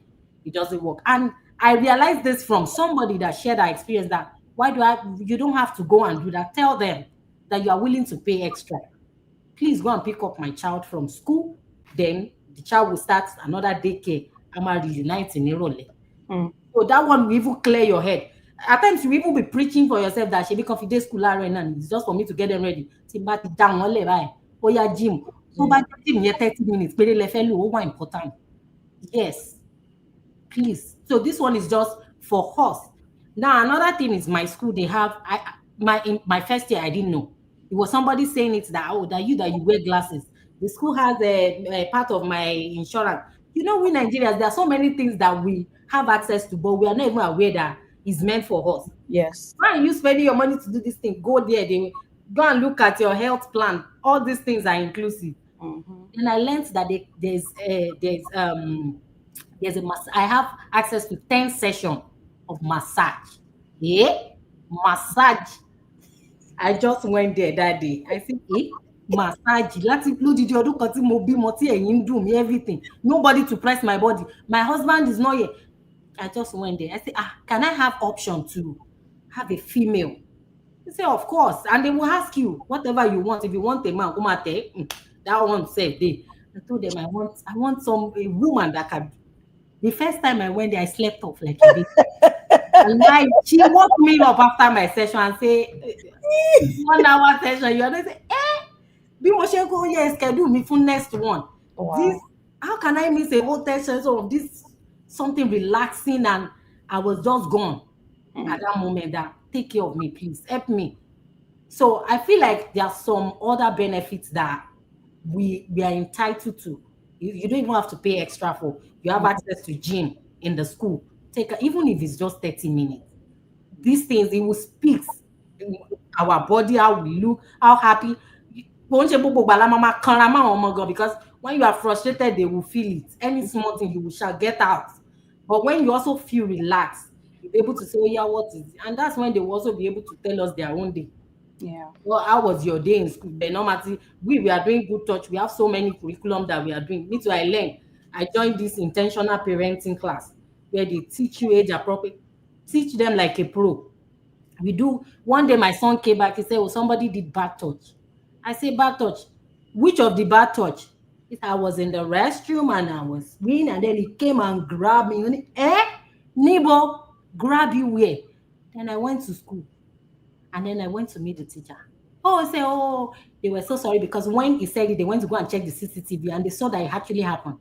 And you didn't deem it fit to To tell tell me. me about this. If it was my child that did this, oh God, I know how you will tailor this thing and make it seem the narrative will be bad. What are you doing to make sure this does not happen again? Oh, we're ready. The parent of the child is so when we are relaxed, we'll be able to listen to the kids. Will they will be able to tell us their day, and then we'll be able to know where before something goes wrong, and we'll now start saying, báwo ni nǹkan ṣe dàrú ládùúrú wàhálà tí mò ń ṣe. Mm. Coming from a place of pé àwa náà wà settled. Yeah. And that's something I get now, and it puts me in a better place. And it's something I would love to share that we should also try it. Kò easy, àgbákò kò easy ni o, like, but nínú kò easy yẹn, we will still, because at the end of the day, that future will come. Yeah. It will come. So that's Thank you. Thank you so much. That is very eye-opening. Miss, if I'll go and check my insurance. Maybe I Thank have you for sharing that some with us. massage benefits. I want to that's say something about this. Thank you for sharing with us. It's really touching because, like, when I came, that was the part I ignored, taking care of my. And sincerely, little thing I'm shouting. I'm shouting, and I forgot that my kids too actually need attention because first, self care was not there for me at all. So when there was this teacher that used to come to the house once in a week. In fact, that was the lady that told me about self care. She would talk. She gave my child, my 3 year old, like homeschool her. But she would talk to me and ask me, what are you doing? How are you taking care of yourself? Because she knew it was important for me to take care of myself before I'll be able to take care of the kids. Mm. So sharing this is so important. Like most of us from Nigeria, we don't even care. Like we feel like, oh no, say what is massage, what is all those things? When our mother did without all those things. But my sisters, we really need to take care of ourselves before we'll be able to listen. If not, I tell you, every small thing I'm beating. where I'm beating. I'm beaten. Yeah. Yeah. Thank you. Self-care is very, very important. Zara, what is one moment that reminded you that all these things you're doing, school, parenting, pushing through is really worth it? And then you can also talk about how you do self-care and mental health.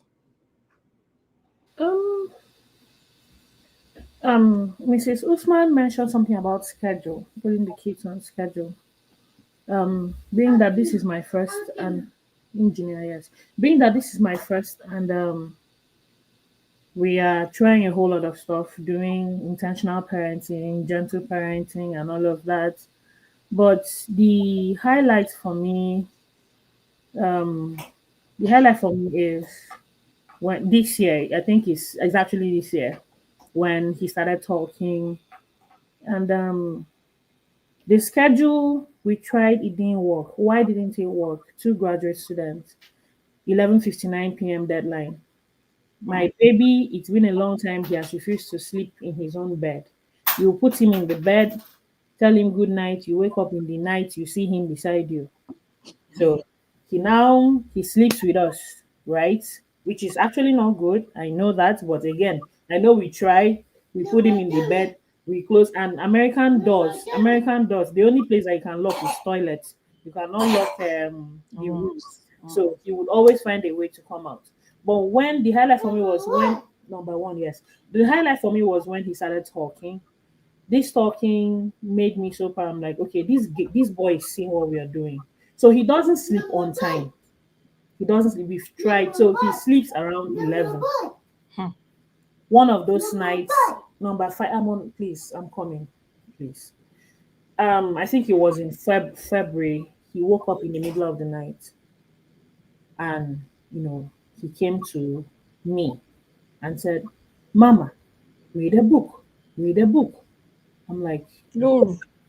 I didn't expect it. This is around 3 a.m., and I wonder why he didn't go to the dad. Mama, read the book. I'm like, okay, no, Fife, we can't read a book now in the night. He said, no, read a book. I had to get up with sleep in my eyes. He brought the book and I read to him. The same day, the next day, the same thing. Not during the day, in the night. That is when it is interesting for my son. So, I talked about it with my husband. My husband was like, that means we have to start watching what we are doing, like being very intentional because this boy is seeing that the father is linguistics, the mother is literature. We have so many books around. In fact, he goes to the library, removes, takes away all the books from the bookshelf, sits down in the middle of them and keeps opening them one by one. It's a proud moment for me. I love it so much. In fact, when we are now on our computers, 11:59, trying to meet up deadlines, the father has given him his old computer, his old laptop, like press it or you draw something or you read something. So that's when I like realized that okay, yes, someone is looking up to me. So all I'm doing somehow, we pray the Lord sustains it. It's not in vain. Then about Oklahoma, I used to think that staying in a very, very concentrated, a white concentrated area would so that I will not be bumpy. If you know the whole Nigerian lifestyle that you just go out and say, Zara, today's lipstick is too red though.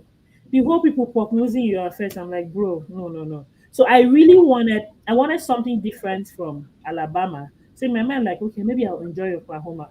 But I didn't realize that this whole area is on your own or yours your case. Nobody cares, especially as they are really, really white. I don't know if you heard that there was a time that they did protests, the student did protest there that they should send all of us home. People of color, they should send all of us home. So this place is not that friendly. So because I'm someone who likes, I mean Joyce can attest to that. I cannot stay on I'm not used to staying on my own. I'm trying now to stay on my own. So my own coping mechanism, or should I say my own me time, is I cook to distress. So when I cook, I call whoever is available and I'm gisting with them on the phone. But if I do not have anyone that is available, what do? I go to YouTube Yoruba so that it gives me this nostalgic, like, okay, somehow I'm still reconnecting back to Nigeria. That's my own me time. And being that I got married to a Yoruba person, so that Yoruba people will not abuse me, I have to learn that language very well. So that, like, most of the things that Mrs. Usman was saying, I could relate, I could understand, even though I cannot speak it very, like, coherently, right? So that's part of my me time. I cook to distress and I watch YouTube movies. Indeed, she has a point. My sister told me recently, Zara, no be true, true indeed, and it's just one child I have. You need to see me on some days. Meanwhile, in Nigeria, I will not do like that because of this thing. I had my sister told me, please just try and draw small eyebrow. I don't draw eyebrow again. Meanwhile, single days. No, no, no, no, no. You can't catch me on a west. Even to go and buy biscuit across the street, you can't catch me on a. But now, just one child, somebody will remind me. And I hate it when you cannot oil your legs. But now I'm the one going around with dry, scaly legs. I don't rub oil again. Nobody say I know. Like I'm now placing those things down below, which is not supposed to be so. Mm. I want to do better. When I see some Instagram women, they come out with their baby strollers and they're going for their me time, they're fixing their nails. I'm like, how did they even do it? I even tried to fix my nails when my baby was like, a real baby. I hurt myself in the process. I hurt him. I had to vex and remove the nails. I don't know how to use it, you know. So, but for the sole purpose of today's this thing, I'm like, my sister was like, please, I beg, not be only you born. Just try and do small eyebrow. And I had to do it. I'm sitting down here in your midst. So thank you. Oh my goodness, you guys rock, honestly. I'm grateful to God for the strength that He has given you all. It's not easy, but at least you're not only living. I mean, you're not only surviving. I don't know how to say it, but you're truly living, and Mhm. it's showing in your expressions, in your look. Thank God, say I don't even do makeup, so I don't look like someone that has but it shows that as much as possible you're also taking care of yourself, which is very, very, very important. It's 2 o'clock. We've spent 2 hours, and I know some of you are going to pick up your kids in school and stuff, but I just want us to have, like, if Yeah, it's 1 minute, yes. to just give your final take. What advice would you give to someone considering grad school, while a woman, while also thinking about growing a family? What cogent things do you want them to remember from today? We've talked about our struggles, we've talked about our strengths. You guys are rocking it. You're attending conferences.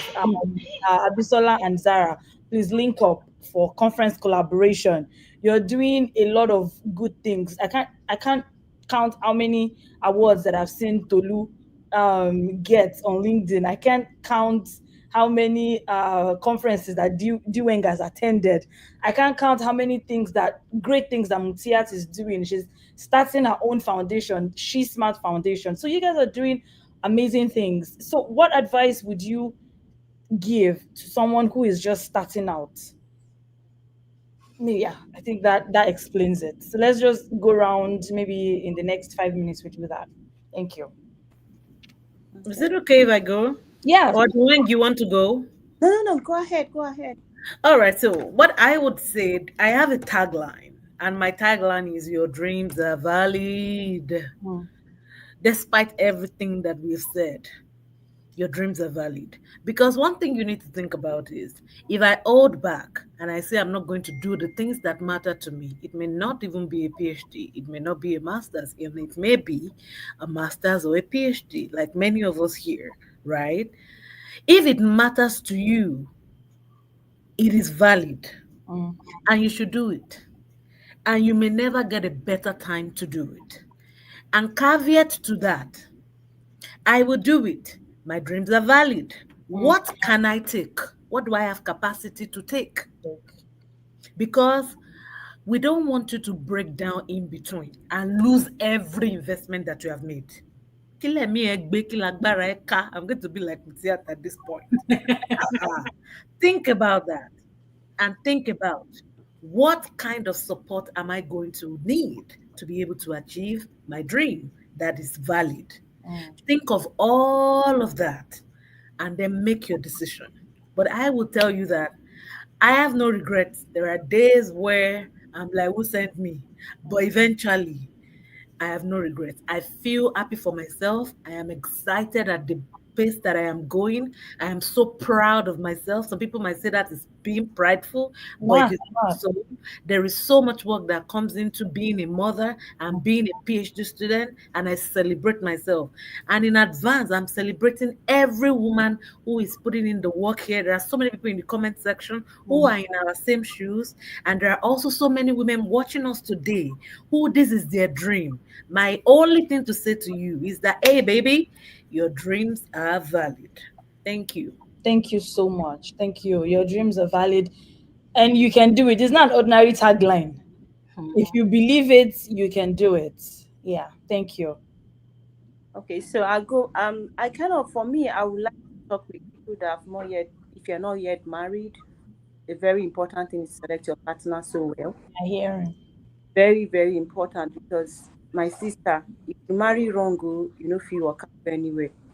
Hmm. To first, if you marry wrong and the man has a bachelor's degree, he will not let you have a master's or a PhD.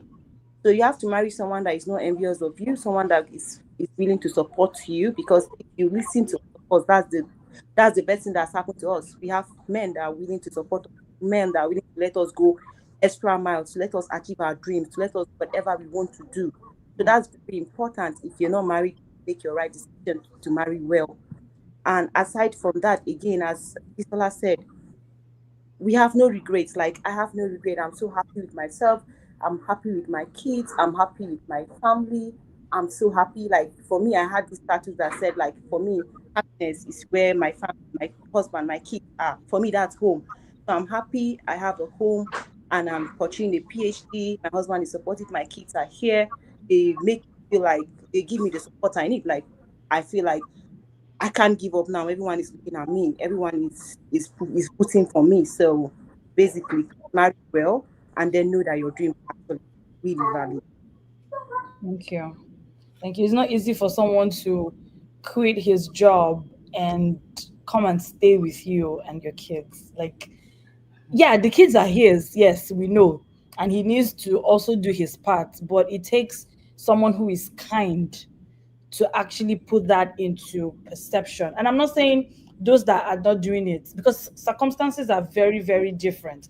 But if you see someone who constantly supports you and wants to see you succeed, please just link up with that person. Thank you.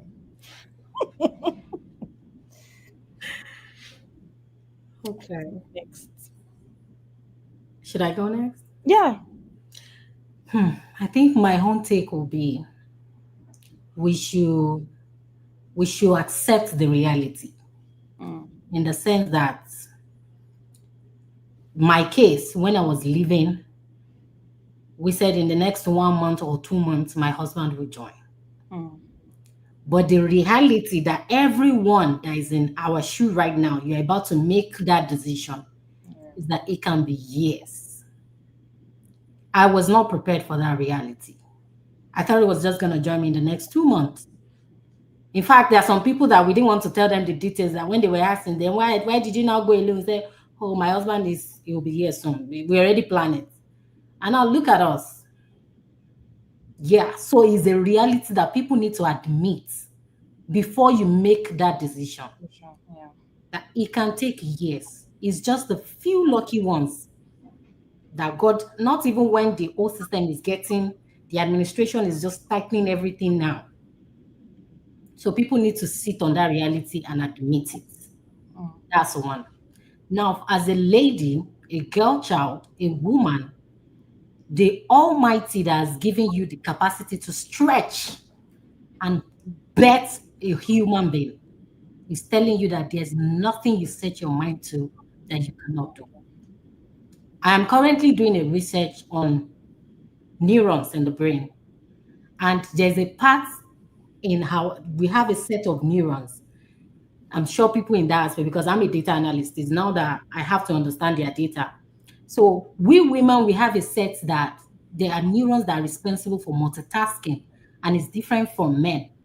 So it tells us that we can do so much. So whether you are a baby girl lifestyle right now, that you're just, I just wanna, I don't like cooking at home. I eat out all the time. yeah, for her. When that nobody needs to lecture you, baby. When that time comes, you're gonna stretch because you have the capacity to. They don't train us on so many things. We adapt, we learn. Look at my sister here. She says they watch on Google, and the child is hale and healthy. Mm-hmm. So that's to tell you that you have that capacity. For as long as we need to stretch, we can. So, and if every one of us here, one way or the other, we find our way here, you that you are watching us now, you can. You have the capacity. Allah has made it that way. You just need to make that step. And for our men, it takes a lot to support a woman.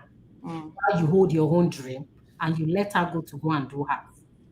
But on the long run, if you realize that this thing is never about one person, It's about our family. Look at how much you're going to get. Look at the future you are setting for the children. It's a lot of sacrifice from both ends. Imagine a man that is committed to his family. You don't get to watch your kids grow. You didn't even experience the pregnancy phase with her. The child is a year, is going to 1 year. See, you have never held that boy. It is a lot mentally. But we see you, we recognize you, and you see that future, you will enjoy it because it will come. So that's mine. Thank you. Thank Mm. you. Thank you so much. Thank Looking you so looking much. at the big picture. Thank Yeah, you. look, the reason why you are doing this in the first place, think about it and you'll get the ability to stretch. Yeah, we have two more final words. Yeah. So, yeah. Look, I can go. So the first thing I would say is take it a day at a time. It's very important to you can look at your schedule. I'm like, what? I have a lot to do. But take it a day at a time. It's very important. uh you like, for example, I am swimming in the ocean of deadlines right now. Deadlines, deadlines. You have to submit this, you have to publish this, you have to defend, you have seminar, you have, just lined up. But if I look at the whole picture, I would not get anything done. But I set the bits of targets I can get through, I set it for myself, putting to consideration all that I have around me. So also, as much as we are stretching ourselves, we should be conscious not to overstretch. So you know what you are able to undo. So within that confines, set your targets. Today, I'm going to get through this. Today, I'm going to get through this, and work towards it gradually. The next thing I would like to say is, for those that are not married yet, I would say it's really the best to have your husband with you. It's a level of it's a level of support that you need, that in fact it could ease off a lot of stress on your neck. Days when you just feel like, let me just get 5 minutes. This 5 minutes sleep is so important, but there is no one around. You are just the only one. So there are times like that. So I would really encourage for those that it's really good if you are planning to get into a graduate school program, and your maybe spouse that to be is also planning to get into a graduate program. Try to plan it to be around the same or in the same place if possible. It's not worth it to start a 5-year journey planning to be separate for that 5 years. It's not. So I would advise that start together. It's better to be in it together and to see how you support each other through it. And the next thing is, watch the energy around you. We set a lot of, the society set standards. You get questions like, what's your child doing now? All those kind of things that can put pressure on you. You are not even conscious of it, that you are under pressure, but you are just you. And meanwhile, babies are, they are unique, they are special, they won't do, even at a phase they are different, and then they're in the next phase, and then they're in the next phase, and everything changes. So let it be your journey, let it be you, like writing your own journey. I'm not saying don't listen to advice, I'm not saying don't get advice from people. I'm just saying it's very important that a lot of things that could impact us and pressure us. Also, not everybody will understand what you are going through. Not everybody. Say it. In fact, at some point, I stopped discussing. I stopped saying, this is how, because but you have a few people that you can always rant to. You can go to meet them. Say, this is how I feel. Those people are very important, but not, you can't keep explaining yourself to people that they won't understand. So as much as possible, try to do your best, but keeping the fact that standards, yes, people, a lot of standards are here and there. Oh, you should be doing, your baby should have weighed this now. What's he weighing? What are you eating? What's the baby eating? Those things can impact you, even as it can make you feel guilty that you're not doing the right thing, that you're not, so you want to watch that space and watch your energy very well. Last word is, I think even as a mother, I have been more efficient, and I have things that I didn't even get while I was not with a child. It seemed like they just come to me easily. So I feel like there is a grace that comes with it that helps us to still achieve things. So everything you are set to achieve is still very possible. So don't limit yourself. Don't cage yourself. Apply for that thing. Apply. You will get it. Put that foot forward. It will come to you. Just, and if it does not come, it happens sometimes. Even when you don't have a baby, you might still not get it. So try it, apply for it, go for the conference. If you cannot go, I remember I knew I was pregnant. I went to submit an abstract to attend the conference, and I was I put to bed like 2 weeks 2 weeks before the conference or something. I had to message them. They selected me to come and give a talk. I said, no, I can't do this. No way. But I still felt like it's still doable. I would say just put yourself, like, go for it. Don't limit yourself because, oh, you have a child, you cannot. Yeah, so those are my final words. Thank you. Thank you very much. That your advice, it sounds very familiar. It's like you're talking to me. Thank you. Um, Zara. Yeah, I'll start with the last is this second to last point Mrs. Mabayo just said. But what drama? Please, I'm coming. Please just give me a minute. About the I remember I gave birth in 2023, and I know of some other people who gave birth to 2023, but um I when my son did not walk, yes, my son walked at 1 year, that's 13 months, and I saw these people walking, like their own children walking, but it wasn't really a thing. It wasn't really a thing. And it didn't bother me that much until when I heard from some people at home, like when they call me, some of like I would call them friends, but I know they meant it in a harmless way. They did not mean any harm anyway. Like, Azar, FIFA is not working till now. Ha, hey, it's because you are in school. You are in school because if you have time, you'll be teaching this boy how to walk. You'll be doing this one. I at I at those points, I know I used to rebel like, bro, why am I even in school? What, my child is the most important thing right now. But I didn't realize. In fact, I call this boy my experiment child. I didn't know that children are different. Milestones are different for them, you know. And when he finally walked, in fact, it was something that I was like, should I take it to God in prayers?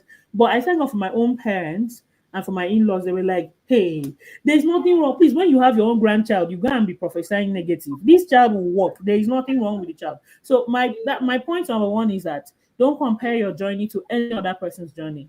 Your own journey is different, your own. And which takes me to point number two, that whatever you're doing, don't forget that you have these children. It's because of, again, these children, it's because of your family that are looking up to you. How do you manage or handle challenges on the day that you're so overwhelmed with deadlines, with things to do? I know that there are days that, especially in the spring semester, as like I said, we started talking.